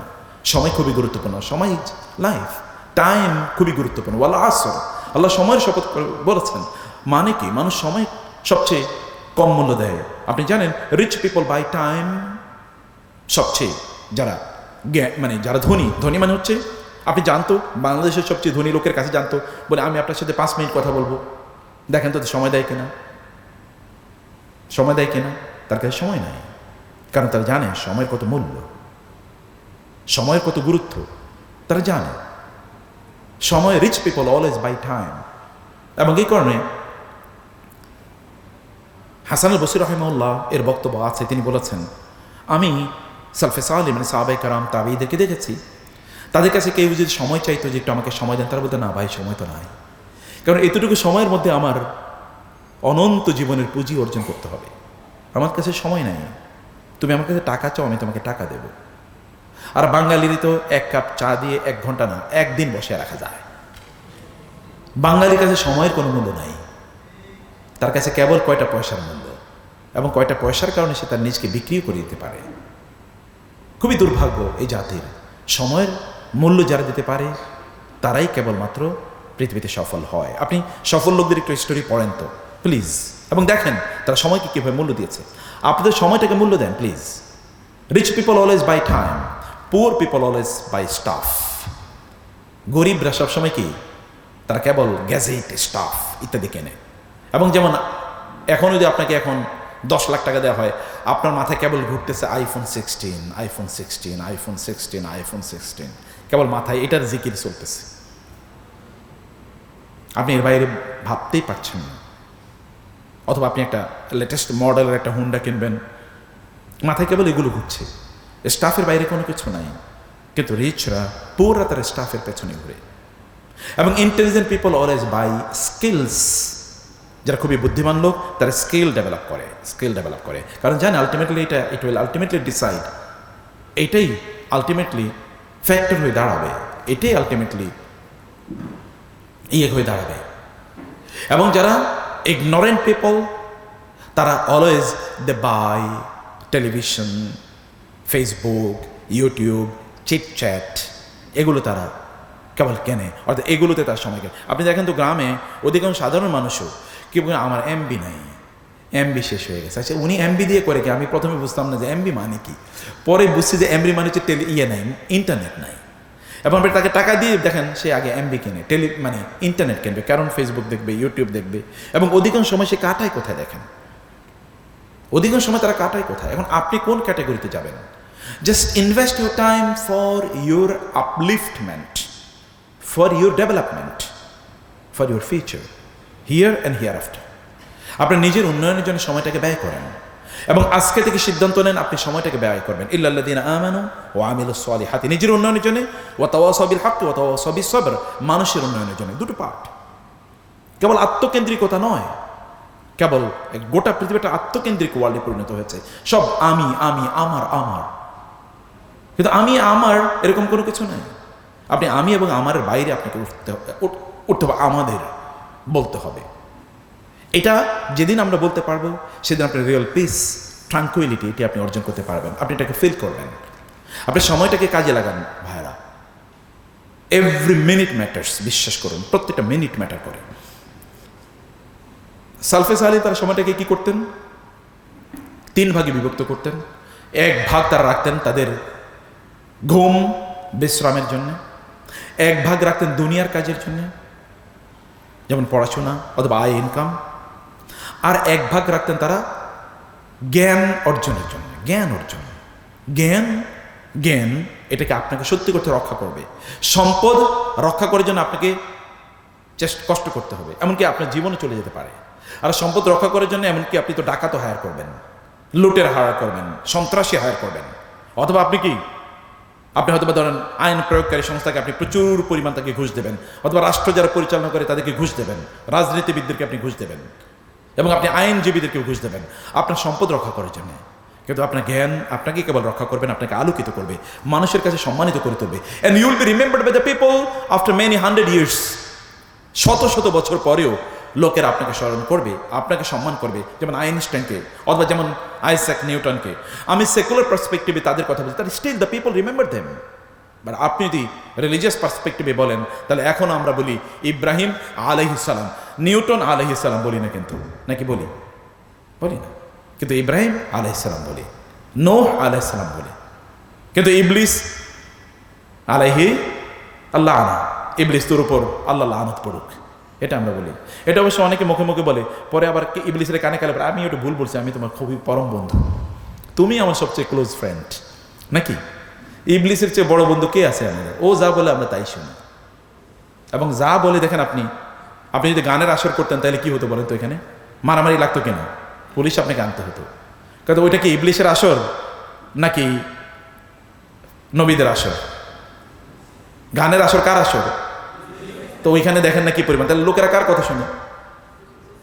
লোকেরা তো তারই অনুসারী, সবচেয়ে বড় ফ্যান মানুষ, সবচেয়ে বড় সেলিব্রিটি হলো ইবলিস, ওর চেয়ে বড় সেলিব্রিটি কেউ নাই। এবং এই পৃথিবীতে ইবলিসের এজেন্ডা যারা বাস্তবায়ন করে তারা সবচেয়ে বড় সেলিব্রিটি সোশ্যাল মিডিয়া জুড়ে। দেখেন না, টিকটকার, ফেসবুকার, টুইটার, ইউটিউবার, আমি যারা ভালো কাজ করে তাদের কথা বলছি না, নেগেটিভলি ভালো একটা দেখে দেন কতজন লোক দেখে, আর খারাপ দেখেন কি পরিমাণ। এবং সবচেয়ে ট্রেন্ডি কোনগুলো থাকে ইউটিউবে, সোশ্যাল মিডিয়াতে কোনগুলো আপনি দেখবেন যে অ্যালগরিদমই এমনভাবে করা, কারণ অ্যালগরিদমটা, এই সোশ্যাল মিডিয়ার অ্যালগরিদমটা তৈরি হয়েছে আপনার গ্যাম্বলিংয়ের অ্যালগরিদমকে সামনে রেখে। এখনো যদি আপনি আমেরিকাতে যান তাহলে দেখবেন ক্যাসিনোগুলোতে বড় বড় সাইকোলজিস্ট বসানো, সাইকোলজিস্ট যারা মাইন্ড রিডার, তারা ওইখানে বসা। এখন সাইকোলজিস্ট ওইখানে করে কি? ওইখানে মনস্তত্ত্ববিদদের কাজ কি? মনস্তত্ত্ববিদরা মানুষের মনকে পরীক্ষা করে, এই লোকটা কোনটা দেখার পরে উত্তেজিত হয়েছে, কোনটা শোনার পরে সেখানে অনেকক্ষণ বসেছিল, তাহলে তাকে অনেকক্ষণ বসে রাখানোর জন্য কি আপনার ডোজ দেওয়া যায়, ওই ডোজগুলোই সোশ্যাল মিডিয়ার অ্যালগরিদমে দেওয়া আছে। এবং এই কারণে আপনি সোশ্যাল মিডিয়াতে, এটাও কিন্তু এক ধরনের আফিম, এবং এটাও কিন্তু এক ধরনের অ্যাডিকশন। আপনি এখান থেকে বের হতে পারেন না। কেন বের হতে পারেন না? বের হতে পারেন না কারণ ওই ওই আপনার অ্যাডিকশনগুলো এখানে দেয়া আছে। এবং ওই বড় বড় সব জায়গাগুলোতে আপনি আমেরিকাতে গিয়ে দেখবেন, এখানে ক্যাসিনো, ঠিক ক্যাসিনোর পাশে একটা রিহ্যাবিলিটেশন সেন্টার। রিহ্যাবিলিটেশন সেন্টার মানে কি জানেন? মানে পুনর্বাসন কেন্দ্র। এখন কেন পুনর্বাসন কেন্দ্র? কারণ ক্যাসিনোতে, এই জুয়ার হাউসে, ওই লোক ধরেন হয়তো বা তার ধরেন কয়েক হাজার ডলার শেষ হয়ে গেছে, হঠাৎ করে তার হার্ট অ্যাটাক করেছে, এখন তার চিকিৎসা লাগবে। এখন যিনি এই ক্যাসিনোর মালিক, উনি ওই রিহ্যাবিলিটেশন সেন্টারে উনি টাকা দেন, কারণ এই লোকটা হার্ট অ্যাটাক করছে, এটা আবার চিকিৎসা করাবে, চিকিৎসা ফ্রি, এবং এটা তার জন্য সাদাকা। সাদাকা বুঝতে তো? সাদাকা, এটা সাদাকা, কারণ তার ব্যবসা তো চালাই তৈরি। এবং যারা মদের বড় বড় ইন্ডাস্ট্রি ইয়ে করে, তারা কিন্তু ওইখানে সবচেয়ে বড় অ্যাডভার্টাইজিং ফার্ম, সবচেয়ে বড় তারা অ্যাডভার্টাইজিং দিয়ে থাকে, সবচেয়ে বেশি অ্যাডভার্টাইজিং তাদের চলে। কারণ হচ্ছে মদ বিক্রি করে মানুষ ক্ষতিগ্রস্ত হবে, ক্ষতিগ্রস্ত হওয়ার পর তার চিকিৎসা লাগবে, চিকিৎসাটাকে এই মদের লোকেরা আবার দেবে, নো প্রবলেম, তুমি খাও মদ, চিকিৎসা দরকার হলে আমি টাকা দেবো। This is the algorithm and you should understand it. এটা তারা করে। টেলিভিশন চ্যানেলগুলোতে আমাদের দেশেও তো দেখেন না, বিড়ি সিগারেটের বিজ্ঞাপন কি কম চলতো নাকি? চলতো তো। এখন আমরা যে এই যে দেখেন, যখন বিভিন্ন খেলাধুলা হয় ওইখানে তো কোক বা ইত্যাদি, মানে এই সফট ড্রিঙ্কগুলো সবচেয়ে বেশি বিজ্ঞাপন হয়, তো সফট ড্রিঙ্কগুলো কি আমাদের জন্য জান্নাতি খাবার নাকি? এটা ড্যামেজিং ইউর বডি, সব ধ্বংস করে দেয়, তো তারপরে ওগুলোই সবচেয়ে বেশি বিজ্ঞাপন চলে। সিস্টেম কিন্তু একই, সবই শয়তান ইন্সপায়ার্ড এজেন্ডাস। এজেন্ডাগুলো আমাদের সময় কিভাবে, শয়তানের সবচেয়ে বড় চ্যালেঞ্জ কি জানেন? শয়তান আপনার সময়গুলোকে ধ্বংস করে দেবে, এটা শয়তান সবচেয়ে বড় চ্যালেঞ্জ। শয়তান জানে আপনাকে আল্লাহ তাআলা এমন প্রোডাক্টিভিটি, এমন শক্তি দিয়েছেন, এমন শক্তি দিয়েছেন, কুল্লু ইয়ামালু আলা শাকিলাতিহি, আল্লাহ আপনাকে এমন একটা শাকিলা দিয়েছেন, এই যদি আপনি কেবল একটু কনসেন্ট্রেটেড হন, তাইলে আপনি এত বিস্ময়কর কাজ করতে পারবেন যেটা আনইমাজিনেবল, আপনি কখনো চিন্তাই করেননি, এমন কাজ আপনি করতে পারেন ইফ ইউ জাস্ট কনসেন্ট্রেট। এই কারণে প্রোডাক্টিভিটি থিওরি হলো তিনটি। একটা হচ্ছে কি focus, energy, time. Focus, energy, time. আপনি কনসেন্ট্রেটেড, আপনি কি করতে চান এটি আপনি একেবারে ডিফাইন্ড, ঠিক করে নিয়েছেন, আপনি এই কাজটি করবেন। এবং এটা বোনদের জন্য বলছি, সিস্টারদের জন্য বলছি, আপনি কি করবেন। যেমন আপনাদেরকে বলবে, what is the agenda of your life, what is the purpose of your life, what is the aim of your life, what do you want to become in future. আপনি ভবিষ্যতে কি হতে চান? আচ্ছা, আপনার হাত তুলে বলেন তো, আমি এই দিক থেকে দুজনকে জিজ্ঞেস করবো, এই দিক থেকে দুজনকে, আপনারা কে কি হতে চান ভবিষ্যতে বলেন? স্যার, ইয়েট নট ডিসাইডেড, এখনো তো চিন্তা করি নাই। তো চিন্তা না করলে তো আপনি এই জন্যই তো সোশ্যাল, আপনি তো ফেসবুকে ঘুরে বেড়াবেনই, কারণ আপনি তো চিন্তা ছাড়াই চলছেন, আপনি জানেন না what to do, what is your destination. এবং বাম পাশে বলেন তো, হ্যাঁ বলেন, কি হবেন বুঝিনি। ভালো মানুষ তো এটা একটা মানে বড় টার্ম, স্পেসিফিক একটা। যেমন আপনি বলেন আমার জীবন আমি কোনোদিন মিথ্যা কথা বলবো না, এরকম একটা কথা বলেন, আমার জীবনগুলো আমি মিথ্যা কথা বলবো না, এরকম একটা সিদ্ধান্ত নিয়ে দেখেন তো। আচ্ছা কেউ একজন বলেন আমার জীবন আমি কোনো হারাম জিনিস স্পর্শ করব না, একটা সিদ্ধান্ত না, একটা, মাশাআল্লাহ আলহামদুলিল্লাহ। এবং একজন বলেন আমার জীবনে কোনো হারাম জিনিসের দিকে আমি তাকাবো না, হারাম জিনিসের দিকে আমি তাকাবো না, একজন বলেন তো। খুবই ডিফিকাল্ট, মাশাআল্লাহ। জি মাশাআল্লাহ, আমি বলছি স্পেসিফিক হন, ভেরি গুড, বিউটিফুল বিউটিফুল। এবং একজন বলেন যে আমি বিলিয়নিয়ার হতে চাই, কেন আপনি বিলিয়নিয়ার হবেন না? আমি কি আপনাকে নিষেধ করেছি? আল্লাহ কি নিষেধ করেছে? তাতে নিষেধ, আপনি বলেন আমি বিলিয়নিয়ার হব। আপনার যদি এজেন্ডা থেকে আপনি বিলিয়নিয়ার হবেন, তাহলে আজকে থেকে আপনি চেষ্টা করবেন, আর আপনার চেষ্টা নেই, কয়েকদিন পরে আপনি হয়তো ঢাকা কলেজের সামনেই মানে হাতটাকে পেছনে থেকে বাইরে আল্লাহর ওয়াস্তে আল্লাহুম্মা সাল্লি আলা, হচ্ছে কিনা এরকম? This happening, the people are doing this, লোকেরা এটা করছে এবং তারা তার সম্মান এবং অনারকে শেষ করে দিয়েছে। আপনার you are so much productive, you know man. আল্লাহ তাআলা আপনাকে কি পরিমাণ শক্তি দিয়েছেন, লা ইউকাল্লিফুল্লাহু নাফসান ইল্লা উসআহা। আল্লাহ বলেছেন আপনি যদি কোনো সিদ্ধান্ত নেন, ওই সিদ্ধান্তটা বাস্তবায়ন করার জন্য যে তৌফিক, এই তৌফিক আল্লাহ তাআলা আপনাকে দিয়ে দেবেন। এটা আল্লাহর কমিটমেন্ট, এটা আল্লাহর commitment. You don't understand, you don't know the dormant power in you. আপনার মধ্যে যে কি পাওয়ার আল্লাহ তাআলা দিয়ে দিয়েছেন, আপনি হয়তো ইউ ক্যানট ইয়েন এক্সপ্লোর ইট। এটা এক্সপ্লোর করেন, দেখেন, সিদ্ধান্ত নেন। এবং আজকে আমি বলবো যে আপনারা সিদ্ধান্ত নেন যে আপনি কি করতে চান, আপনি কি হতে চান, ডিফাইন ইট, রেখুন, লিখে রাখুন এবং আপনার টেবিলের সামনে এটাকে লিখে রাখুন। প্রতিদিন এটা পড়ুন কয়েকবার, সকাল সন্ধ্যা, ঘুমের আগে, ঘুম থেকে উঠে এটা দিকে তাকান, আমি এটা হতে চাই, এটা হতে চাই। 1 মাস করে দেখেন আপনার মধ্যে কে স্পিরিট ডেভেলপ করে এবং আপনার কি গতি, স্পিড ডেভেলপ করে। দেখেন আপনার কাজেরও কি গতি। আপনি বাংলা ডিপার্টমেন্টে পড়েন, দেখে সমস্যা কি? আপনি বাংলার শ্রেষ্ঠতম একজন সাহিত্যিক হন না, সবচেয়ে সুন্দর বাংলা ভাষায় আপনি কথা বলতে পারবেন, you just earn this degree. এখন আমরা তো বাংলা বলতেই পারি না, বাংলা এবং ইংরেজি মিস ঋতু, কিছু বাংলা কিছু ইংরেজি, বাংলাও ভালো না, ইংরেজিও ভালো না, কিছুই ভালো না। So what is your speciality, what is your quality? আপনার নিজের স্পেশালিটি কি, আপনার নিজের কোয়ালিটি কি? আপনি এমন একটা গুণ নিজের ব্যাপারে বলতে হবে যে গুণ দিয়ে আপনি specialised and you are identified. আপনার এই গুণটার কারণে আপনি পরিচিত, লোকের আপনাকে জানে যে তিনি এইরকম। যেমন আপনার নবীকে লোকেরা জানতেন ট্রাস্টওয়ার্দি, ট্রুথফুল, পরম সত্যবাদী, পরম বিশ্বস্ত, তিনি জানতেন, লোকেরা জানতো ইনি কোনোদিন ঠকাবেন না। Muhammad will never cheat, will never hurt, will never mistreat, লোকেরা জানতো সাল্লাল্লাহু আলাইহি ওয়াসাল্লাম। তাই এমন একটা জিনিস আপনার জন্য করেন, ঘুমিয়ে থাকেন না please, this is not time for sleep. এটা ঘুমের সময় না, এখন যৌবন যার, যুদ্ধে যাবার তার শ্রেষ্ঠতম সময়। তো যুদ্ধ কি? ওয়াল্লাযীনা জাহাদু ফীনা লানাহদিয়ান্নাহুম সুবুলানা। চেষ্টা করে দেখেন, আল্লাহ আপনাকে পথ দেখাবেনই দেখাবেন।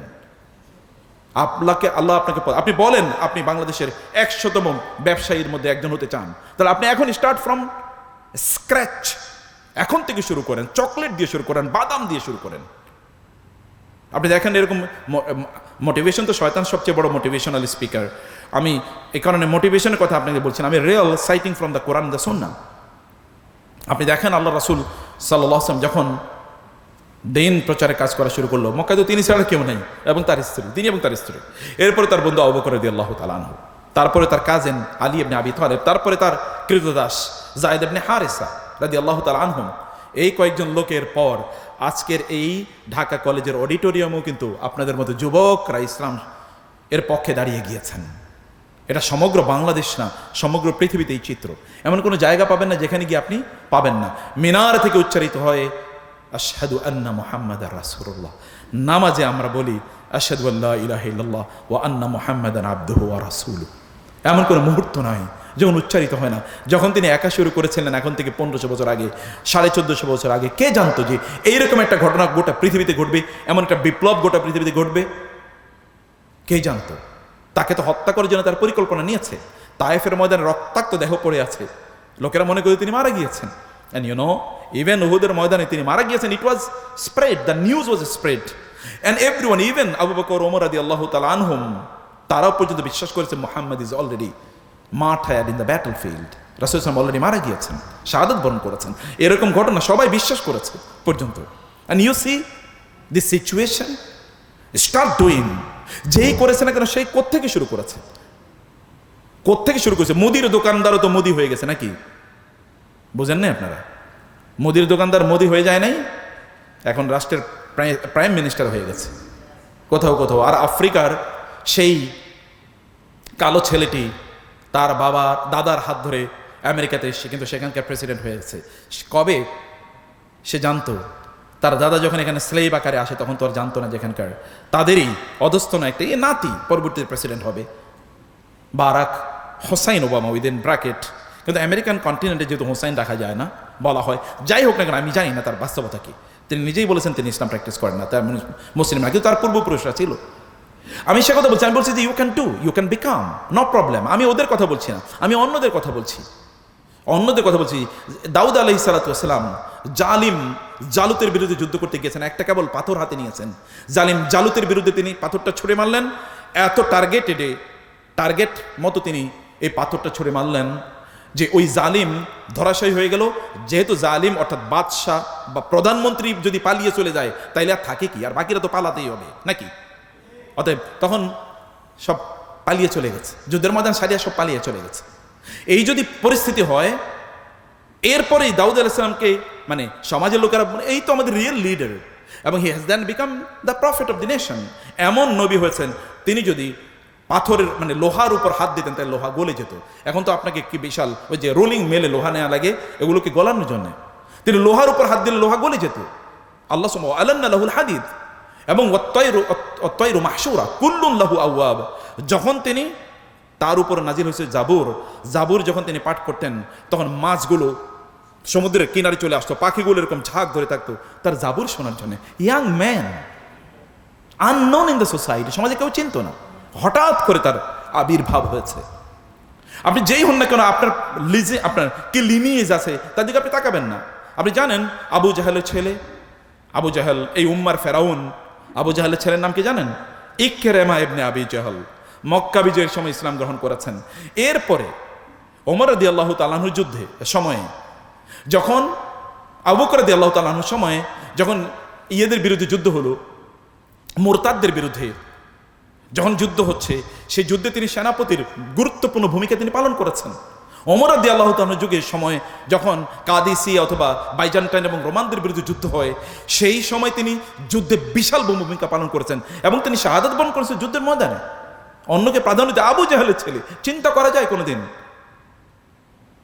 আর ওয়ালিদ ইবনে উকবার নাম কে না জানে? ওয়ালিদ ইবনে উকবা মক্কার সবচেয়ে সম্ভ্রান্ত, সবচেয়ে শক্তিশালী, সবচেয়ে পাওয়ারফুল পলিটিক্যাল লিডার, ইন্টেলেকচুয়াল। এখন তো রাজনীতির যারা রাজনীতির ময়দান আছে এদের অধিকাংশের জ্ঞান বুদ্ধি হাঁটুর নিচে, কিন্তু তখনকার জ্ঞান বুদ্ধি ওয়ালা লোকের রাজনীতি করতো। যেমন বাংলাদেশের ধরেন 50 বছর আগে অথবা 100 বছর আগে এই উপমহাদেশে যারা রাজনীতি করতো, যদি আপনি বলেন মোহাম্মদ আলী জিন্নাহ অথবা যদি নেহেরু অথবা গান্ধী এদের কথা যদি আপনি বলেন, অথবা শেরে বাংলা একে ফজলুল হক অথবা হোসেন শহীদ সোহরাওয়ার্দী, যদি তাদের কথা বলেন, তাদের best breed in the society, সমাজের সবচেয়ে ভালো লোকগুলো, এরকম একটা সমাজ।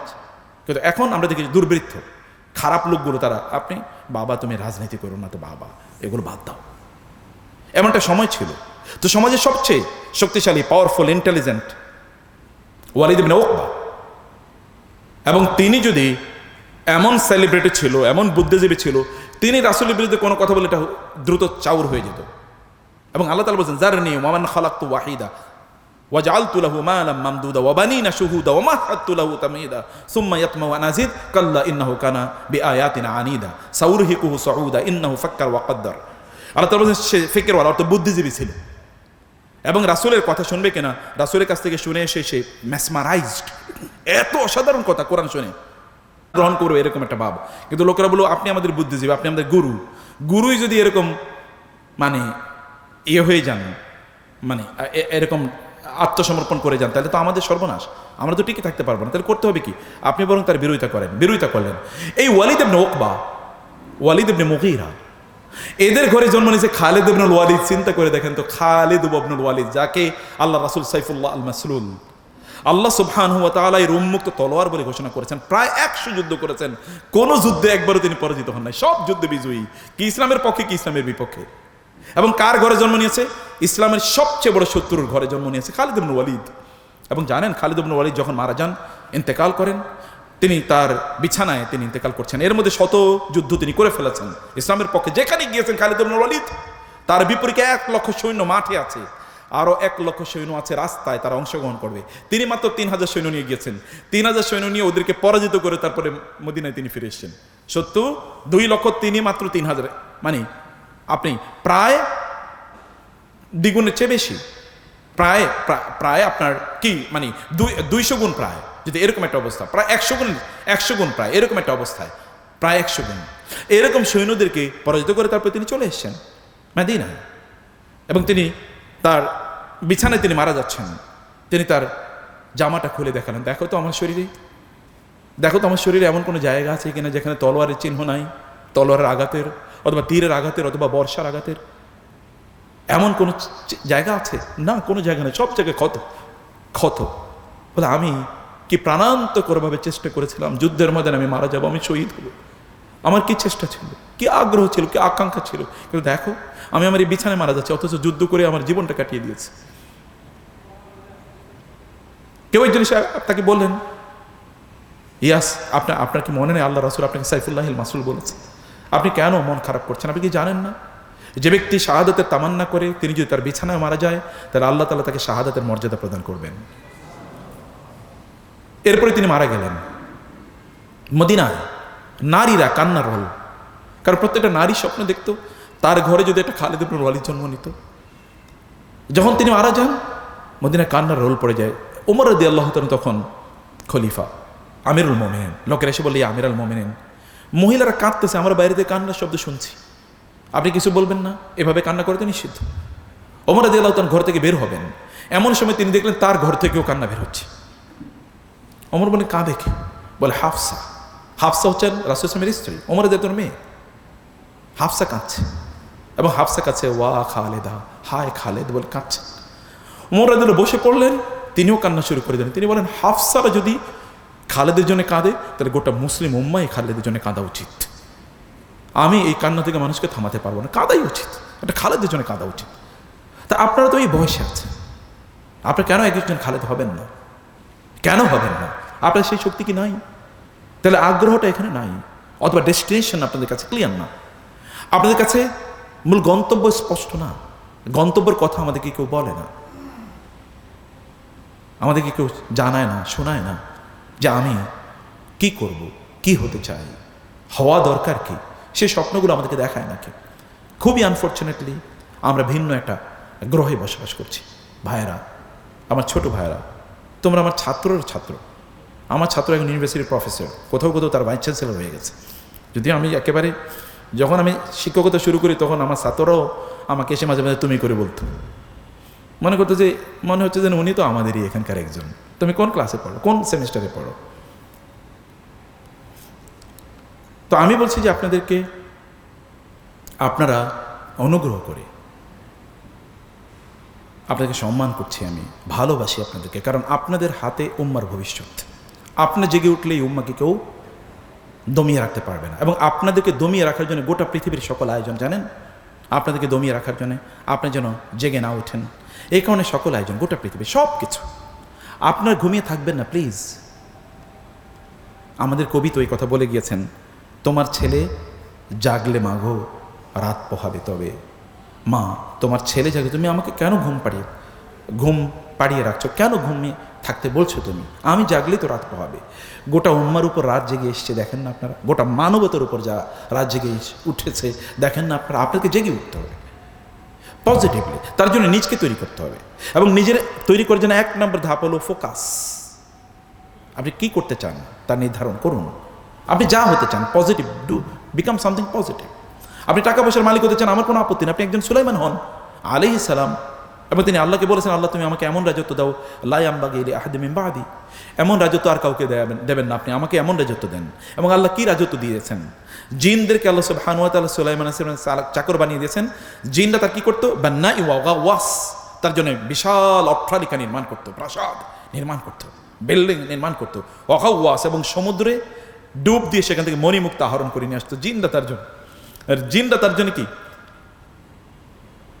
ফার্মার হিসেবে, কৃষক হিসেবে কাজ করতো। এমন অবস্থা আল্লাহ তাআলা সুলাইমান আলাইহিস সালাম করেছেন। আপনারা সেটা করতে পারেন, নো প্রবলেম, কিছু একটা আপনি করুন। আপনি অথবা আপনি জুলকারনাইনের কথা একবার চিন্তা করে দেখেন, একবার সর্বপশ্চিমে গিয়েছেন, সর্বপূর্বে গিয়েছেন, মেডল জায়গায় গিয়েছেন, এবং ইয়াজুজ মাজুজের মতো এই ভয়ঙ্কর বিধ্বংসী বাহিনীকে ঠেকিয়ে দেওয়ার জন্য দেয়াল নির্মাণ করে দিয়েছেন না তিনি? সূরা কাহাফে আপনারা পড়েছেন। আপনি তেমন হন, সমস্যা কি? সারা পৃথিবী চষে বেরিয়েছেন, গোটা পৃথিবী কন্ট্রোল করবেন। মোহাম্মদ বিন কাসেম যখন এই অঞ্চলে আসে, আপনাদের চেয়ে বয়স কম, 18 বছর বয়স। মোগল সাম্রাজ্য এর পূর্বে, মোগল সাম্রাজ্য বাবররা যখন এখানে আসে, বাবরদের বয়স কত? আচ্ছা, ইখতিয়ারউদ্দিন মোহাম্মদ বিন বখতিয়ার খিলজি যখন এই বাংলায় আসে, নদিয়াতে আসে, তার বয়স কত ছিল? আপনার বয়সী, আপনাদের বয়সী। তো আপনাদের তো এটা তো বিজয়ের বয়স, এটা তো ঘুমিয়ে কাটানোর বয়স না, এটা তো ফেসবুক দেখার বয়স না, এটা তো ইউটিউব দেখার বয়স না, এটা তো কোনো একটা মেয়েকে দেখার পর ওর দিকে তাকে এরপরে আটফেল করে পড়ে গেলেন, এর বয়স না। আপনি কেমন তা করবেন? আপনি তো তার চেয়ে অনেক ঊর্ধ্বে, অনেক বড়, অনেক কিছু আপনার, অনেক কিছু করার আছে। এই জাতির প্রতি, মায়েদের প্রতি, বাবাদের প্রতি, প্রতিষ্ঠানের প্রতি, অন্যদের প্রতি দেখান যে ইউ ক্যান ডু সামথিং, আপনি কিছু একটা করতে পারেন। সে কারণে আপনাকে ফোকাসটা ঠিক করেন প্লিজ, এবং এনার্জি এখানে দেন। এইটা সিদ্ধান্ত নিয়েছেন আপনি এটা হবেন, আপনি এই কলেজের সবচেয়ে ভালো ছাত্র হন না, আপনার ব্যাচে আপনার চেয়ে ভালো কোনো ছাত্র নাই, বাংলা আপনার চেয়ে ভালো কেউ জানে না, আপনি বাংলা সাহিত্যের ওস্তাদ হয়ে গেছেন, আপনি হন। এবং আপনার টিচাররা যেন রেফার করে যে যদি বাংলা সম্পর্কে কিছু জানতে হয় তাহলে ওর কাছে যাও, he is the best student in our college in this subject. আপনি হন না কেন? এটা কি হওয়া অসম্ভব? আপনি আজকে থেকেই যেই ডাইনামিক্সের কথা, যে ডিভিশনের কথা বলেছে, ডিভিশন অফ ইউর টাইম, 8 ঘন্টা আপনি পড়ার জন্য রাখেন। আপনার অন্য কোনো কাজ নাই, কষ্ট করেন। এখন আপনার টাকা ইনকাম করার প্রয়োজন নেই, প্রত্যেকটা জিনিসের একটা টাইম আছে। আল্লাহ টাইমের বাইরে কোনো কিছু দেন না, সব জিনিসের আলাদা টাইমিং আছে। গাছের ফলও কিন্তু টাইমে হয়, সূর্যও কিন্তু টাইমে ওঠে, এবং চাঁদও কিন্তু টাইমে ওঠে, কোনো কিছু টাইমের বাইরে হয় না। তাহলে আপনি কেন আনটাইমলি কাজ করবেন? আপনার এখন স্টুডেন্ট লাইফে তো স্টুডেন্ট। আপনি 5 বছর ভালো করে পড়েন, আপনার সাবজেক্টটা ভালো করে পড়েন, যেটাই পড়েন আপনার এটা ভালো লাগে, যেটা ভালো লাগে সেটাই পড়েন। আর আপনি যদি পড়াশোনা ভালো না লাগে তাহলে যেটা ভালো লাগে এটা করা শুরু করে দেন, যেটা আপনার ভালো লাগে, যেটার মধ্যে আপনার প্রপেন্সিটি আছে, যেখানে আপনার প্রসপেক্ট আছে, পটেনশিয়াল আছে, আপনি মনে করেন এই জায়গায় আপনি ভালো করতে পারেন, ডু দ্যাট। আপনি এখন ফেসবুক করেন, এই ছেলে তো ফেসবুকের মার্ক জাকারবার্গ, সে তো চাকরি পাচ্ছিল না, সে নিজে নিজে ওই স্টুডেন্ট লাইফে চিন্তা করলো কিভাবে বন্ধুদের মাঝে একটা কমিউনিকেশন সিস্টেম ডেভেলপ করা যায়। এখন আপনি এই পৃথিবীর সবচেয়ে 2 নম্বর 3 নম্বর 4 নম্বর ধনীতে পরিণত হয়েছে। যে বেটা অ্যামাজন তৈরি করেছে, এই যে মানে একটা মার্কেট প্লেস, এর বাইরে তো কোনো কিছু না, সে তো প্রোডাকশন দেয় না, এখন প্রোডাকশন দেয়, কিন্তু এর আগে চিন্তা করছে যে কিভাবে অন্যরা জিনিসগুলো আইনা বিক্রি করবে, বিক্রি করেছে। এবং দেখেন তখন অবস্থাটা কি। আপনি ডু সামথিং, যাই করেন না কোনো, ভালো একটা কিছু করেন, স্টার্ট সামথিং, কিছু একটা শুরু করে দেন। আপনি যদি এলন মাস্কের কথা বলেন, সেই পৃথিবীর সব কোন ইউনিভার্সিটিতে পড়েছে? ঢাকা কলেজও হয়তো পড়ে নাই, কিন্তু তারপরে দেখেন না তারা পৃথিবী চালায়। আপনার যেটা ভালো লাগে এটাই করেন, কিন্তু করবেন, এবং সেখানে আপনি ফোকাস থাকবেন, ফোকাসড অ্যাটেনশন, এবং সেখানে আপনি এনার্জি দেবেন, আপনার যতটুকু এনার্জি আছে তা দেন। এক মুহূর্ত আপনি ব্যয় করবেন না, সময় ব্যয় করার কোনো প্রসঙ্গ আসলেই সেটা থেকে ইয়ে করেছেন। প্রয়োজন ফেসবুক আপনি ডিলিট করে দেন। আপনাকে কে কমেন্ট করলো, কে কমেন্ট করলো, তাতে কি আসে যায়? আপনাকে কে লাইক করলো কি করলো না, তাতে কি আসে যায়? আপনি খায়া থাকছেন নাকি না থাকছেন কেউ খবর নেয় নাকি? আপনার এই ভার্চুয়াল ফ্রেন্ড দিয়ে কি লাভ হবে? আপনি মরে গেলেও ওরা খবরও জানবে না যতক্ষণ পর্যন্ত আপনি পোস্ট না দেবেন। কি ফ্রেন্ড এগুলো? ভার্চুয়াল মানে হচ্ছে ভুয়া ফ্রেন্ড। এই সকল ভুয়া ফলোয়ার আর ভুয়া ফ্রেন্ড, ফেসবুক হ্যাক হয়ে গেলে আর আপনি নাই। বহু সেলিব্রিটি আছে ফেসবুক সেলিব্রিটি, এই ফেসবুক যদি গায়েব হয়ে যায় তাহলে উনিও গায়েব, কেউ আর তারা চিনবে না। তাহলে আপনার এই সকল ফেক পপুলারিটি দিয়ে আপনার লাভ কি? আপনি ফেসবুকে কমেন্টের পর কমেন্ট, লাইক দিলে আপনার মনে হয় আই হ্যাভ বিকাম সামথিং, 50টা লাইক পড়ছে। আর কোনো লাইক না পড়লে আপনার মনে হয় আরে এই জীবনটা আত্মহত্যা করাই ভালো, কেউ লাইক দিল না আমার। আপনি একটা ভিডিও আপলোড করে দেখলেন যে আপনি 3 বার দেখা আছে, ভিউ 3 বার, আপনি শুধু দেখছেন আর কেউ দেখেনি, এবং এই কারণে আপনার মন খুবই খারাপ। আরে করি কি, এই সময়টা আপনি ওইখানে দিতেন কেন? Future is yet to start, আপনার ভবিষ্যৎ এখনো শুরুই হয়নি। এবং টাইম, ওইখানে টাইম দেন। আবার বলছি, কি focus, energy, time. Focus, energy, time. ওইখানে আপনার শক্তি ব্যয় করেন, মেধা ব্যয় করেন, একটা সিদ্ধান্ত নেন এবং দেখেন আপনি কোনটা করবেন।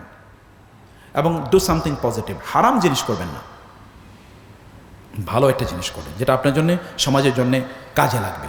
এমন একটা কিছু নির্ধারণ করেন। ফোকাসলেস করে দেয়া, এইমলেস করে দেয়া, ডেস্টিনেশন লেস করে দেয়া, এটা শয়তানের এজেন্ডা। আল্লাহ বলেছেন, আফা হাসিবতুম আন্নামা খালাকনাকুম আবাসা ও আন্নাকুম ইলাইনা লা তুরজাউন, তোমরা কি মনে করছো তোমাদেরকে এমনি বানাইছি, তোমরা আমার কাছে ফিরে আসবে না, জিজ্ঞাসা আমি তোমাদেরকে করবো না?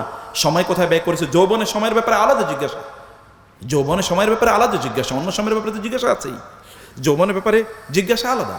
এই রমাদান সত্যিকার অর্থে আপনাকে আপনার ট্র্যাকে ফিরিয়ে নিয়ে আসার জন্য এসছে।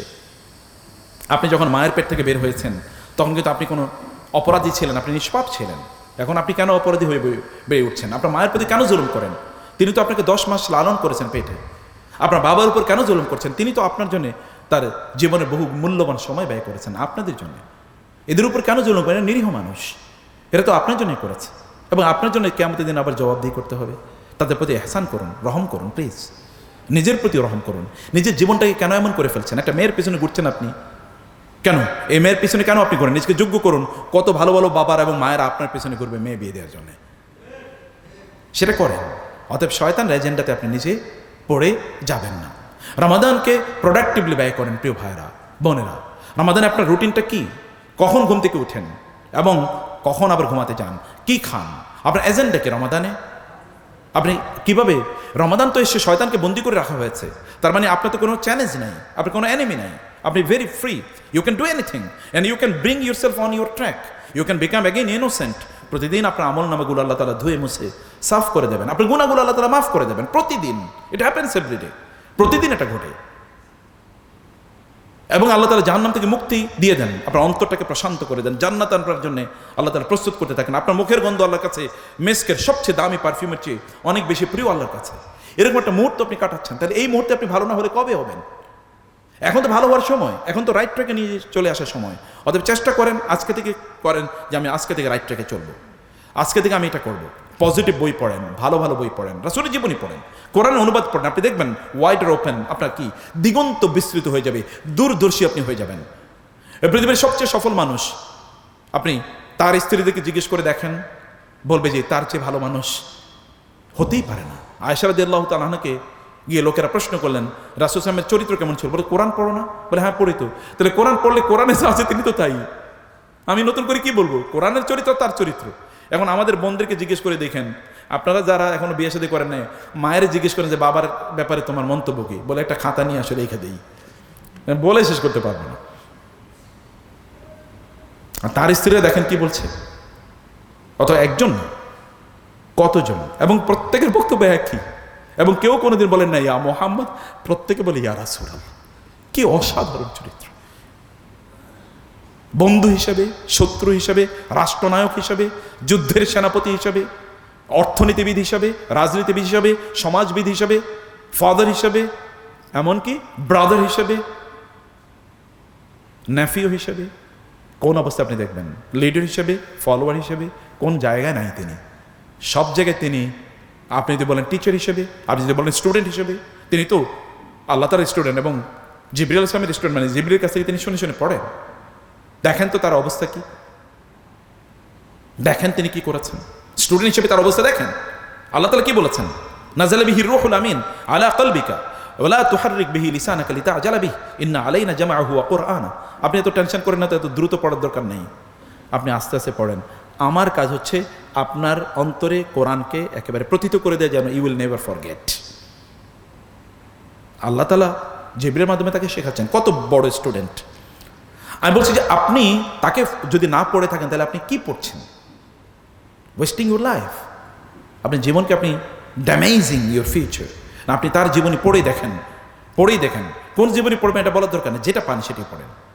অথেন্টিক যে কোনো একটা বই পড়েন এবং পড়ে আপনি তার মতো হতে চান, তার একটা কাজ করেন, এবং এটাই বারাকা। আপনি জানেন আল্লাহ রাসূলকে অনুসরণের মধ্যে বারাকা আছে, ফুল অফ বারাকা। আপনি তাকে অনুসরণ করে, একটা কাজে অনুসরণ করে দেখবেন আপনি সফলতা কীভাবে পান। কারণ তার সকল কাজ পরীক্ষিতভাবে এগুলো সফল মানুষের কাজ। আপনার মানে 7 habits of highly productive or effective leaders এটা পড়ার দরকার নেই, কারণ তার জীবনে আছে এই সকল ট্রেটস, কোয়ালিটিস, এগুলো সব তার মধ্যে আছে। আপনার ওই যে অমক মোটিভেশনাল স্পিকারের বই পড়ার দরকার নেই। আপনি আপনার নিজের যে রাসূলের, তার নবীর, আপনি মুসলমান না হলে কোনো আপত্তি নেই, আপনি তো একজন গ্রেট ম্যানের বই পড়বেন নাকি? একজন গ্রেট ম্যানের বই পড়েন, তার চেয়ে গ্রেটেস্ট ম্যান অমুসলিমরা নির্বিশেষে সবাই, মহাত্মা গান্ধী থেকে শুরু করে আমাদের হুমায়ুন আহমদ পর্যন্ত, কে তার ব্যাপারে বলে নেই? এমন কে আছে তার ব্যাপারে বলে নেই? এভরিওয়ান, পয়েটস এবং ফিলোসোফার, সায়েন্টিস্ট, পলিটিক্যাল লিডার, সবাই তার ব্যাপারে বলেছে। এমন ব্যক্তি, এরকম একজন ব্যক্তির জীবনে আপনাকে পড়তে হবে। এই কোরআন, এই পৃথিবীতে আপনি যদি কোরআনের বিজ্ঞানের কথা যদি বলেন, তাইলে একবার চিন্তা করে দেখেন যে আপনি দেখেন কোরআন আমাদেরকে রোজা রাখার কথা বলেছে, আপনারা রোজা রাখছেন। আচ্ছা, রোজার সায়েন্টিফিক ইস্যু আমি এগুলো আলোচনা করতে চাই না, আমি কেবল আপনাদেরকে দিনই বিষয়গুলো একটু বলতে চাই। কোরআন আপনারা দেখেন রোজার যে ফাস্টিংয়ের যেই সায়েন্টিফিক বেনিফিট, এর উপর গবেষণা করে একজন জাপানিজ সায়েন্টিস্ট, তিনি নোবেল প্রাইজ পেয়েছেন 2016-এ। এটাকে বলে অটোফেজি। অটোফেজি এর উপর, অটোফেজি মানে কি? আপনি যখন প্রচুর পরিমাণে খান তখন আপনার পেটের মধ্যে কি হয়, যে আপনার পাকস্থলী এটা সদা সর্বদা দুর্বল থাকে।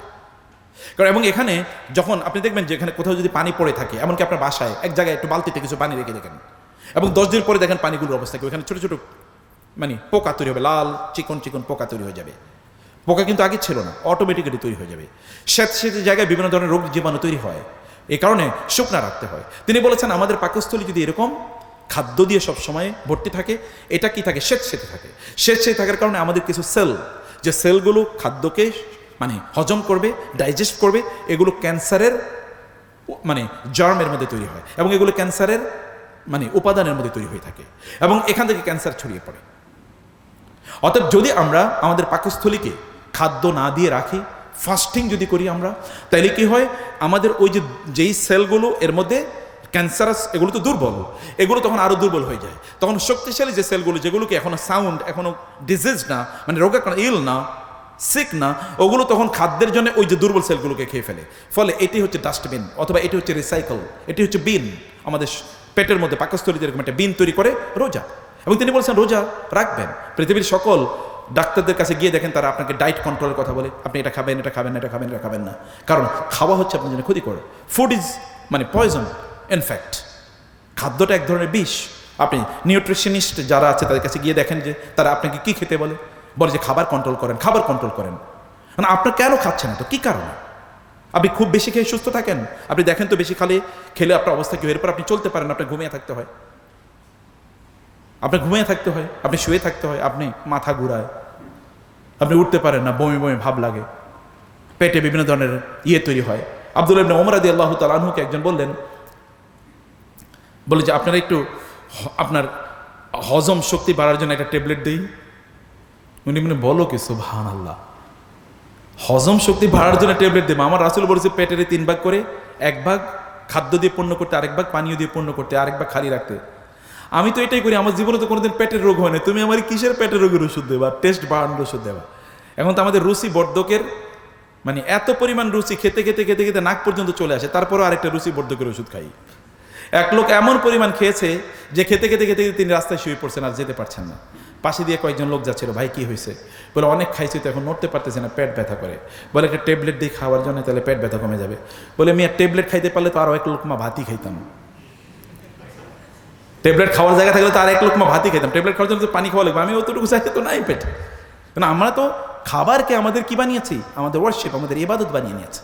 নো ভাই, কম খেয়ে দেখেন আপনি কত সুস্থ থাকেন, বিলিভ মি।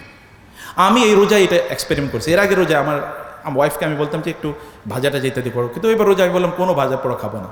এবং বিলিভ মি, যেদিন আমি কোনো ভাজা পোড়া খাই না, এবং আমার সাথে যারা থাকে ওরাও জানে, আমি হালকা একটু কয়েকটা খেজুর খাই, 1-2টা 3টা, একটু পানি খাই, একটু পানীয় আইটেম একটু বেশি 2-3 টাইপের পানি খাই, ব্যাস আমি খুব ভালো থাকি। কিন্তু যদি একটু খাবার খেয়ে ফেলি, তারপরে দেখি আর কাজ করতে পারি না।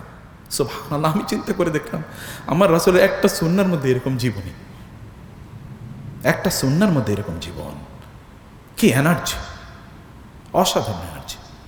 অতএব আমি বলছি না যে আপনি কম খাবেন, আপনার যতটুকু ফুড দরকার ততটুকু আপনি খাবেন, কিন্তু যেগুলোর মধ্যে নিউট্রিশন ভ্যালু আছে সেগুলো আপনি খান। কিন্তু হাবি যাবি কেন? আপনার জীবনের প্রতি আপনার মায়া নাই? আপনি কেন আপনার জীবনের প্রতি মায়া? আপনার জীবন তো আপনার জীবনকে কেন আপনি ধ্বংস করে দেবেন? আপনার জীবনকে আপনি ধ্বংস করবেন না।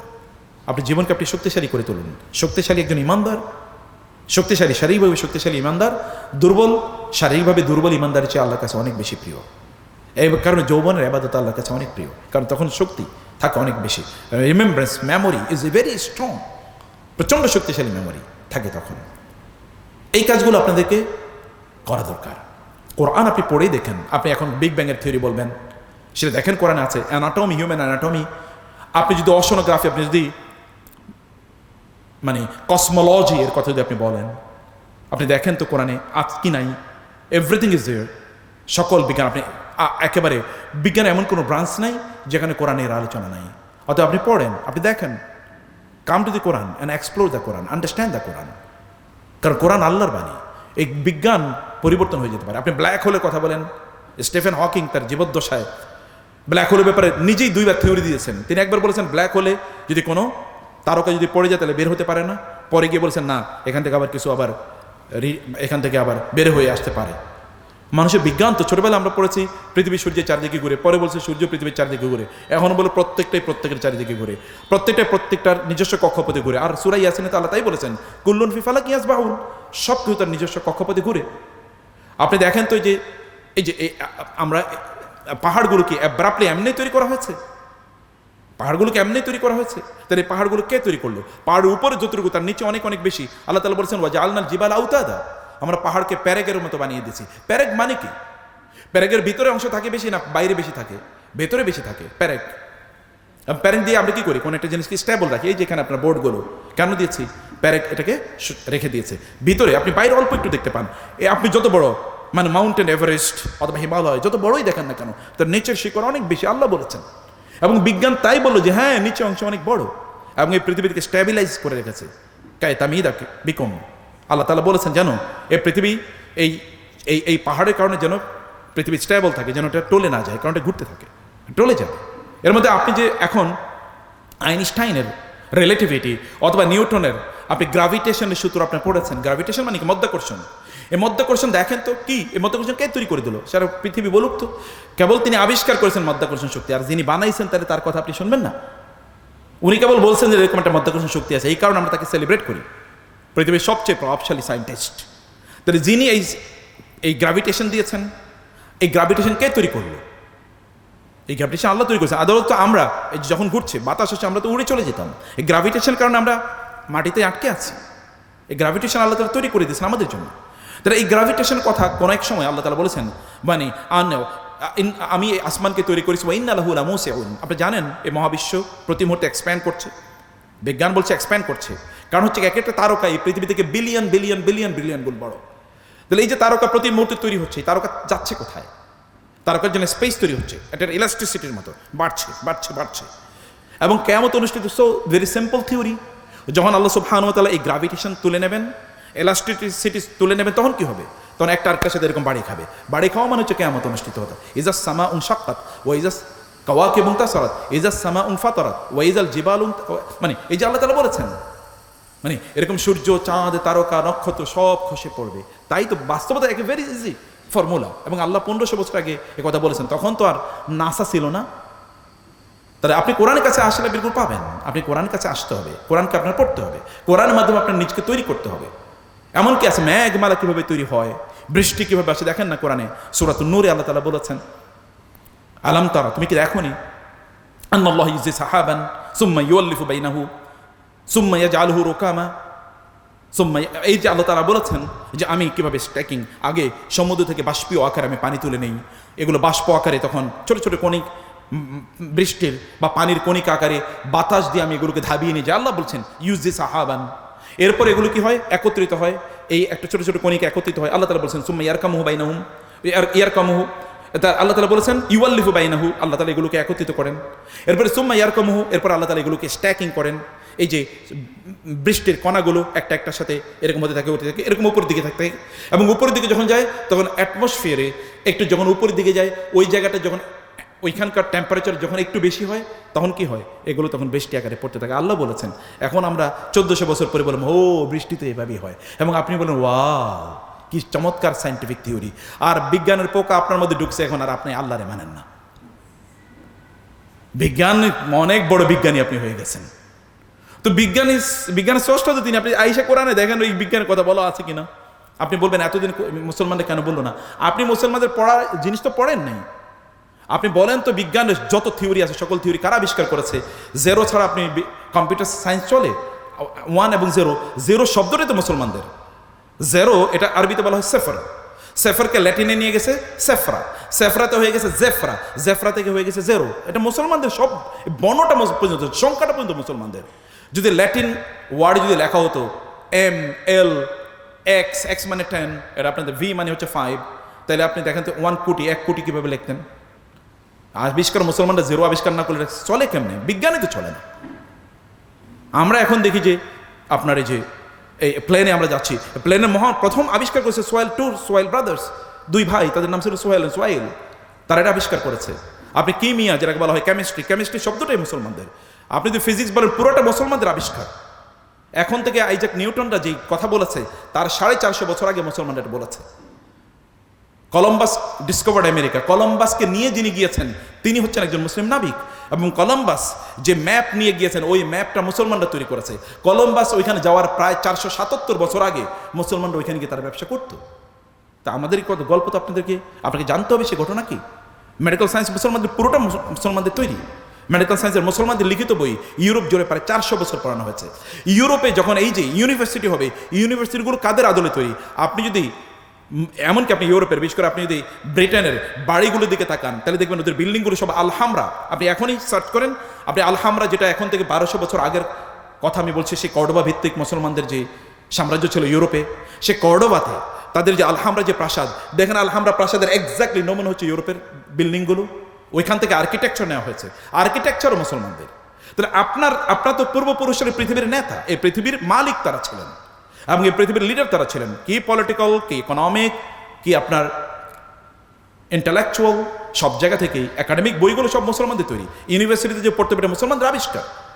যখন কর্ডোবাতে প্রায় আপনার 78টা ইউনিভার্সিটি আছে, যেখানে মুসলিম খ্রিস্টান হিন্দুরা, মানে মুসলিম খ্রিস্টান এবং ইহুদিরা একসাথে বসে পড়ে এবং একই সাবজেক্ট তারা পড়ে, তখন ইউরোপে কোনো ইউনিভার্সিটি ছিল না। দেখেন তো পৃথিবীর প্রথম ইউনিভার্সিটি কোথায় হয়েছে? মরক্কোতে প্রথম ইউনিভার্সিটি, আলজেরিয়া প্রথম ইউনিভার্সিটি, আপনি দেখেন মিশরের প্রথম ইউনিভার্সিটি। এগুলো এই হার্ভার্ড তো বহুত পরের কথা, অক্সফোর্ড বহুত পরে, 1200 খ্রিস্টাব্দের ইউনিভার্সিটি। কিন্তু তার আগে মুসলমানরা গোটা পৃথিবী চালায়।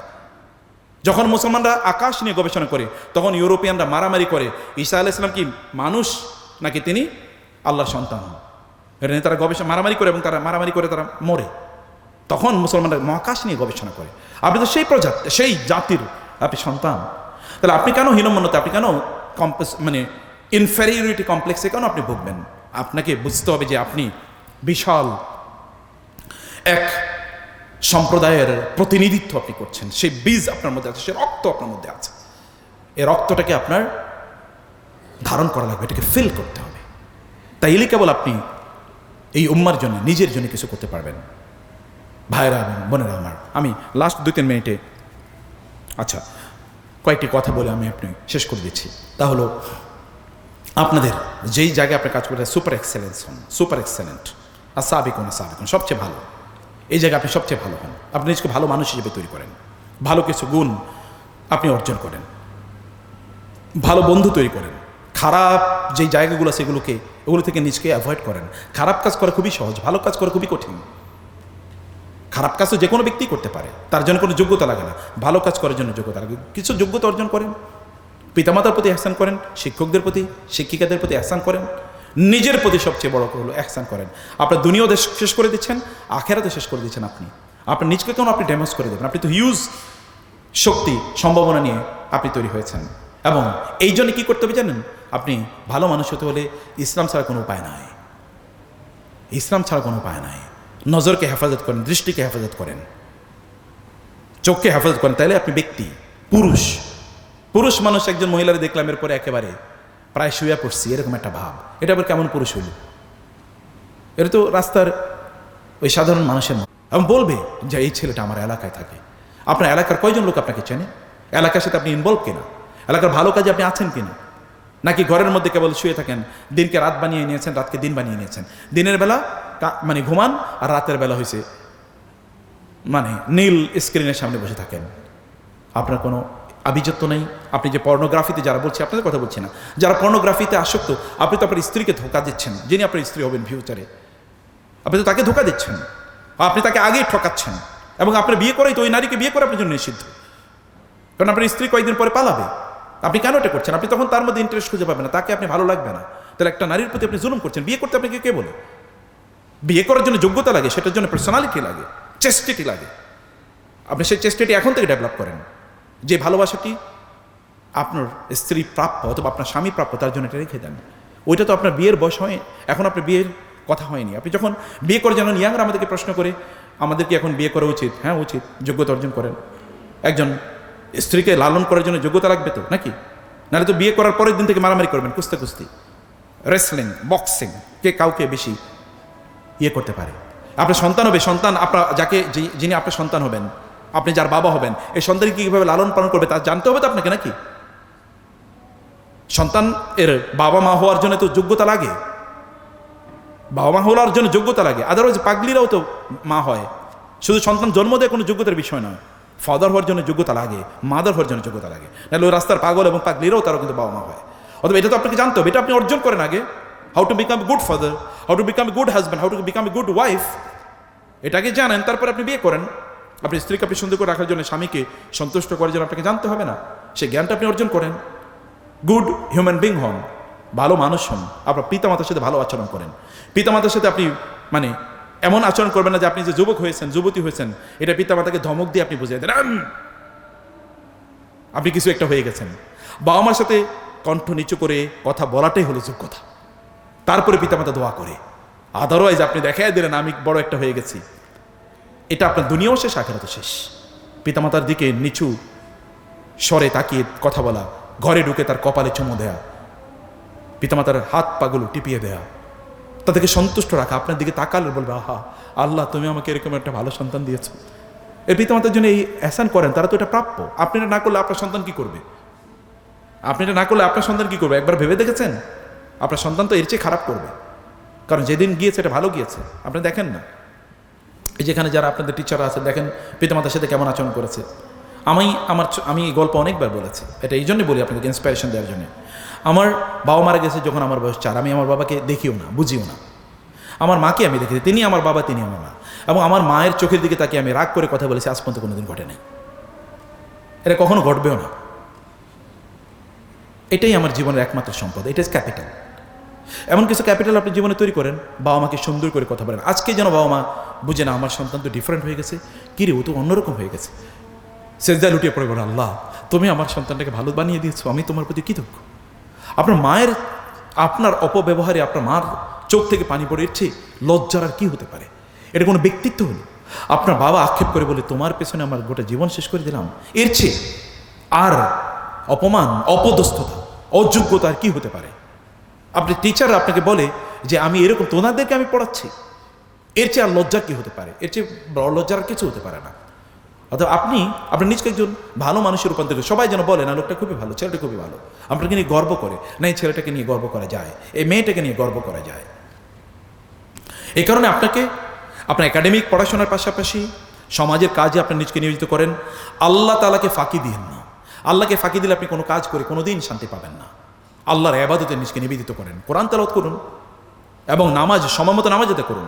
যখন আল্লাহ দেখবেন যে আমার বান্দা আমাকে সময় দিচ্ছে, তখন আল্লাহ তাআলা আপনার সময়ের মধ্যে বরকত দেবেন এবং আল্লাহ তাআলা দেখাবেন যে ও যেহেতু আমাকে সময় দিচ্ছে, আমাকে প্রায়োরিটি দিচ্ছে, আমি ওর কোনো ক্ষতি করতে আমি দেব না। এবং আপনার সকল বিপদ আল্লাহ সুবহানাহু ওয়া তাআলা দূর করে দেবেন। কারণ সৃষ্টি যিনি করেছেন আপনাকে, তিনি আপনার রিজিকের বরাদ্দ করে রেখেছেন। সৃষ্টি যিনি আপনাকে করেছেন, তিনি আপনার সকল সমস্যার সমাধান করে দিতে পারেন। গোটা পৃথিবীকে তিনিই পরিচালনা করছেন। অক্সিজেন তিনি দিচ্ছেন আপনাকে, আপনাকে তিনি ওয়াটার দিচ্ছেন, আপনাকে তিনি লাইট দিচ্ছেন, আপনাকে তিনি সূর্যের আলো দিচ্ছেন। এই পৃথিবী তিনি আপনাকে দিয়েছেন, এই পৃথিবীতে তিনি আপনাকে প্রেরণ করেছেন। আপনার পিতামাতাও জানতেন না আপনার জন্মের আগে যে আপনি আসবেন কিনা, এমনকি আপনি কি হবেন, ছেলে হবেন না মেয়ে হবেন। Even when you are in the womb of your mother didn't know whether you would be born as a male or female, boy or girl. আপনি জানতেন না আপনার পিতামাতাও। অতএব যিনি আপনাকে সৃষ্টি করেছেন তাকে ভুলে যেন না। তাকে বলা মানে আপনার নিজকে আপনি ভুলে যাওয়া। যে নাসুল্লাহ ফানাসিয়াহুম, আল্লাহ বলেছেন আল্লাহ এরা যেহেতু আল্লাহকে ভুলে গেছে, ফাআনসাহুম আনফুসাহুম, আল্লাহ তখন আপনাকে আপনার নিজকে ভুলিয়ে দেবেন। এবং এই কারণে বহু লোককে দেখবেন তার 1000 কোটি টাকা লুট করেছে, এখন ওই টাকা না তার নিজের কাজে লেগেছে না তার পরিবারের কারো কাজে লেগেছে, তাহলে সে কার ক্ষতি করলো? সে ক্ষতি করলো কার? অথচ সে খুবই সুন্দর কল্যাণকর জীবনযাপন করতে পারত। আপনি অন্যের প্রতি জুলুম করে নিজের উপর ক্ষতি করছেন। আপনি নিজের ক্ষতি না করে বরং নিজের কল্যাণ করুন, আপনি নিজের ডেভেলপমেন্টের জন্য কাজ করুন, নিজকে আপনি একজন যোগ্য মানুষে রূপান্তরিত করুন এবং আপনি একজন ভালো মানুষে পরিণত করুন। তার জন্য আপনাকে নামাজ পড়তে হবে। নামাজ পড়লে ইন্না সালাত তানহা আনিল ফাহশাই ওয়াল মুনকার। নামাজকে বলেন না নামাজ আমি পরে পড়ব। ঘুমের আলস্যে যেই ইয়াং ছেলেটি সকালবেলা ঘুম থেকে উঠতে পারে না, ও পৃথিবী উল্টে দেবে কেমনে আমি বিশ্বাস করি। ফজরের আজান যাকে জাগিয়ে তুলতে পারে না, তাকে আগুনও কোনোদিন জাগিয়ে তুলতে পারবে না। ফজর আপনারা পারবেন বলে আমরা দেখেছি, আলহামদুলিল্লাহ আপনাদের সেই শক্তি আছে, কিন্তু আপনাদের মধ্যে সেই সিদ্ধান্ত নিতে হবে যে আমরা, কারণ আল্লাহ তাআলা আপনি চাইলেই কিন্তু আল্লাহ তাআলা সেই যোগ্যতা সেই শক্তি আল্লাহ তাআলা আপনাকে প্রদান করবেন। এবং সেটা আল্লাহকে দেখান, আল্লাহকে বলুন আপনি অনেক গুনাহ করেছেন, নো প্রবলেম। এখন ইয়াংরা বলবে আমি আল্লাহর কাছে কেমনি ফিরে আসি, এত অপরাধ করেছি, নো প্রবলেম। আপনি আল্লাহ তাআলার কাছে দুহাত তুলে আপনার ফরিয়াদ করে বলুন, আপনার কষ্টের কথাগুলো বলুন, দেখেন আল্লাহ সুবহানাহু ওয়া তাআলা আপনি চাওয়ার আগে আল্লাহ তাআলা কিভাবে পূর্ণ করে দেন। সে পূর্ণ করার ক্ষমতা তার আছে কিনা? আছে। সব কিছু তো মালিক তিনি, মালিকাল মুলকি তুতিল মুলকা মান তাশা ওয়া তানজিউল মুলকা মিম্মান তাশা। তিনি সবকিছুর মালিক, আসমান এবং জমিনের মালিক তিনি। তিনি আপনার মালিক, আপনার পিতামাতার মালিক, সকল সম্পদের মালিক, সব কিছু তিনি চাইলে তিনি মুহূর্তের মধ্যে একজনকে প্রধানমন্ত্রী বানিয়ে দিতে পারেন, আরেকজনকে রাস্তার ফকির বানিয়ে দিতে পারেন তিনি মুহূর্তের মধ্যে। কেউ জানে না হোয়াট উইল হ্যাপেন। ইভেন দুপুরের আগে কি ঘটবে কেউ জানে না, দুপুরের পরে কি ঘটবে তাও কেউ জানে না, কেউ জানে না what will happen. Even he or she didn't know what would happen to him or her even before the midday. দুপুরের আগে তিনি জানেন না, দুপুরের পরে তিনি দেখলেন সর্বনাশ, সব কিছু শেষ। এটা হতে পারে? ফেরাউনকে আল্লাহ তাআলা সমুদ্রে যখন নিমজ্জিত করেছেন, এই 10 মিনিট আগে ফেরাউন জানতো না যে তার এরকম দশা হবে, এটা জানতো না। অতএব আল্লাহ তাআলাকে আপনি ঠকাইয়েন না। আল্লাহকে ঠকানো মানে নিজকে ঠকানো। আল্লাহকে সময় দেন, আল্লাহ তাআলা আপনার সময়ের মধ্যে বারাকা দেবেন। আল্লাহ সুবহানাহু ওয়া তাআলাকে আপনি তার ডিউ প্রদান করেন, তাহলে আল্লাহ সুবহানাহু ওয়া তাআলা আপনাকে আপনার ডিউ প্রদান করবেন। তিনি না দিলে, তিনি যদি চান তাহলে তিনি অন্যদের অন্তরগুলো আপনার প্রতি ঝুঁকিয়ে দেবেন। আপনি তার জন্য সেজদায় লুটিয়ে পড়েন, তিনি আপনার মাথাটাকে অন্যের কাছে উন্নীত করে দেবেন, উত্তোলিত করে দেবেন। আপনি তার কাছে ক্ষমা চান, তিনি আপনার গুনাহগুলো সব মাফ করে দেবেন। প্রিয় ভাইরা বোনেরা, হেদায়েত কি? হেদায়েত কি আসলে? হেদায়েত মানে হচ্ছে এতদিন আপনি খারাপ কাজ করেছেন, এতদিন আপনি হয়তোবা ধরেন হারাম একটা রিলেশন মেনটেন করতেন, এখন বললেন আজকে থেকে আমি হারাম রিলেশন কাট অফ করলাম, এটি হলো হেদায়েত। হেদায়েত হলো আপনি এতদিন হয়তোবা আগুন খেয়েছেন, এখন তো আপনি বলেন না আমি আগুন খাবো না, হারাম জিনিস স্পর্শ করবো না, এটাই হেদায়েত। হেদায়েত এতদিন আপনি নামাজ পড়তেন, এখন বলেন যে আমি আজকে থেকে এক ওয়াক্ত নামাজ আমি ত্যাগ করবো না, এটাই হেদায়েত। হেদায়েত এতদিন আপনি অন্যান্য গল্প উপন্যাস পড়ে আপনি কাটিয়ে দিতেন, এখন আপনি তার পাশাপাশি কোরআনও পড়ছেন, হাদিসও পড়ছেন, রাসূলের জীবনী পড়ছেন, এটাই হেদায়েত। হেদায়েত মানে কি?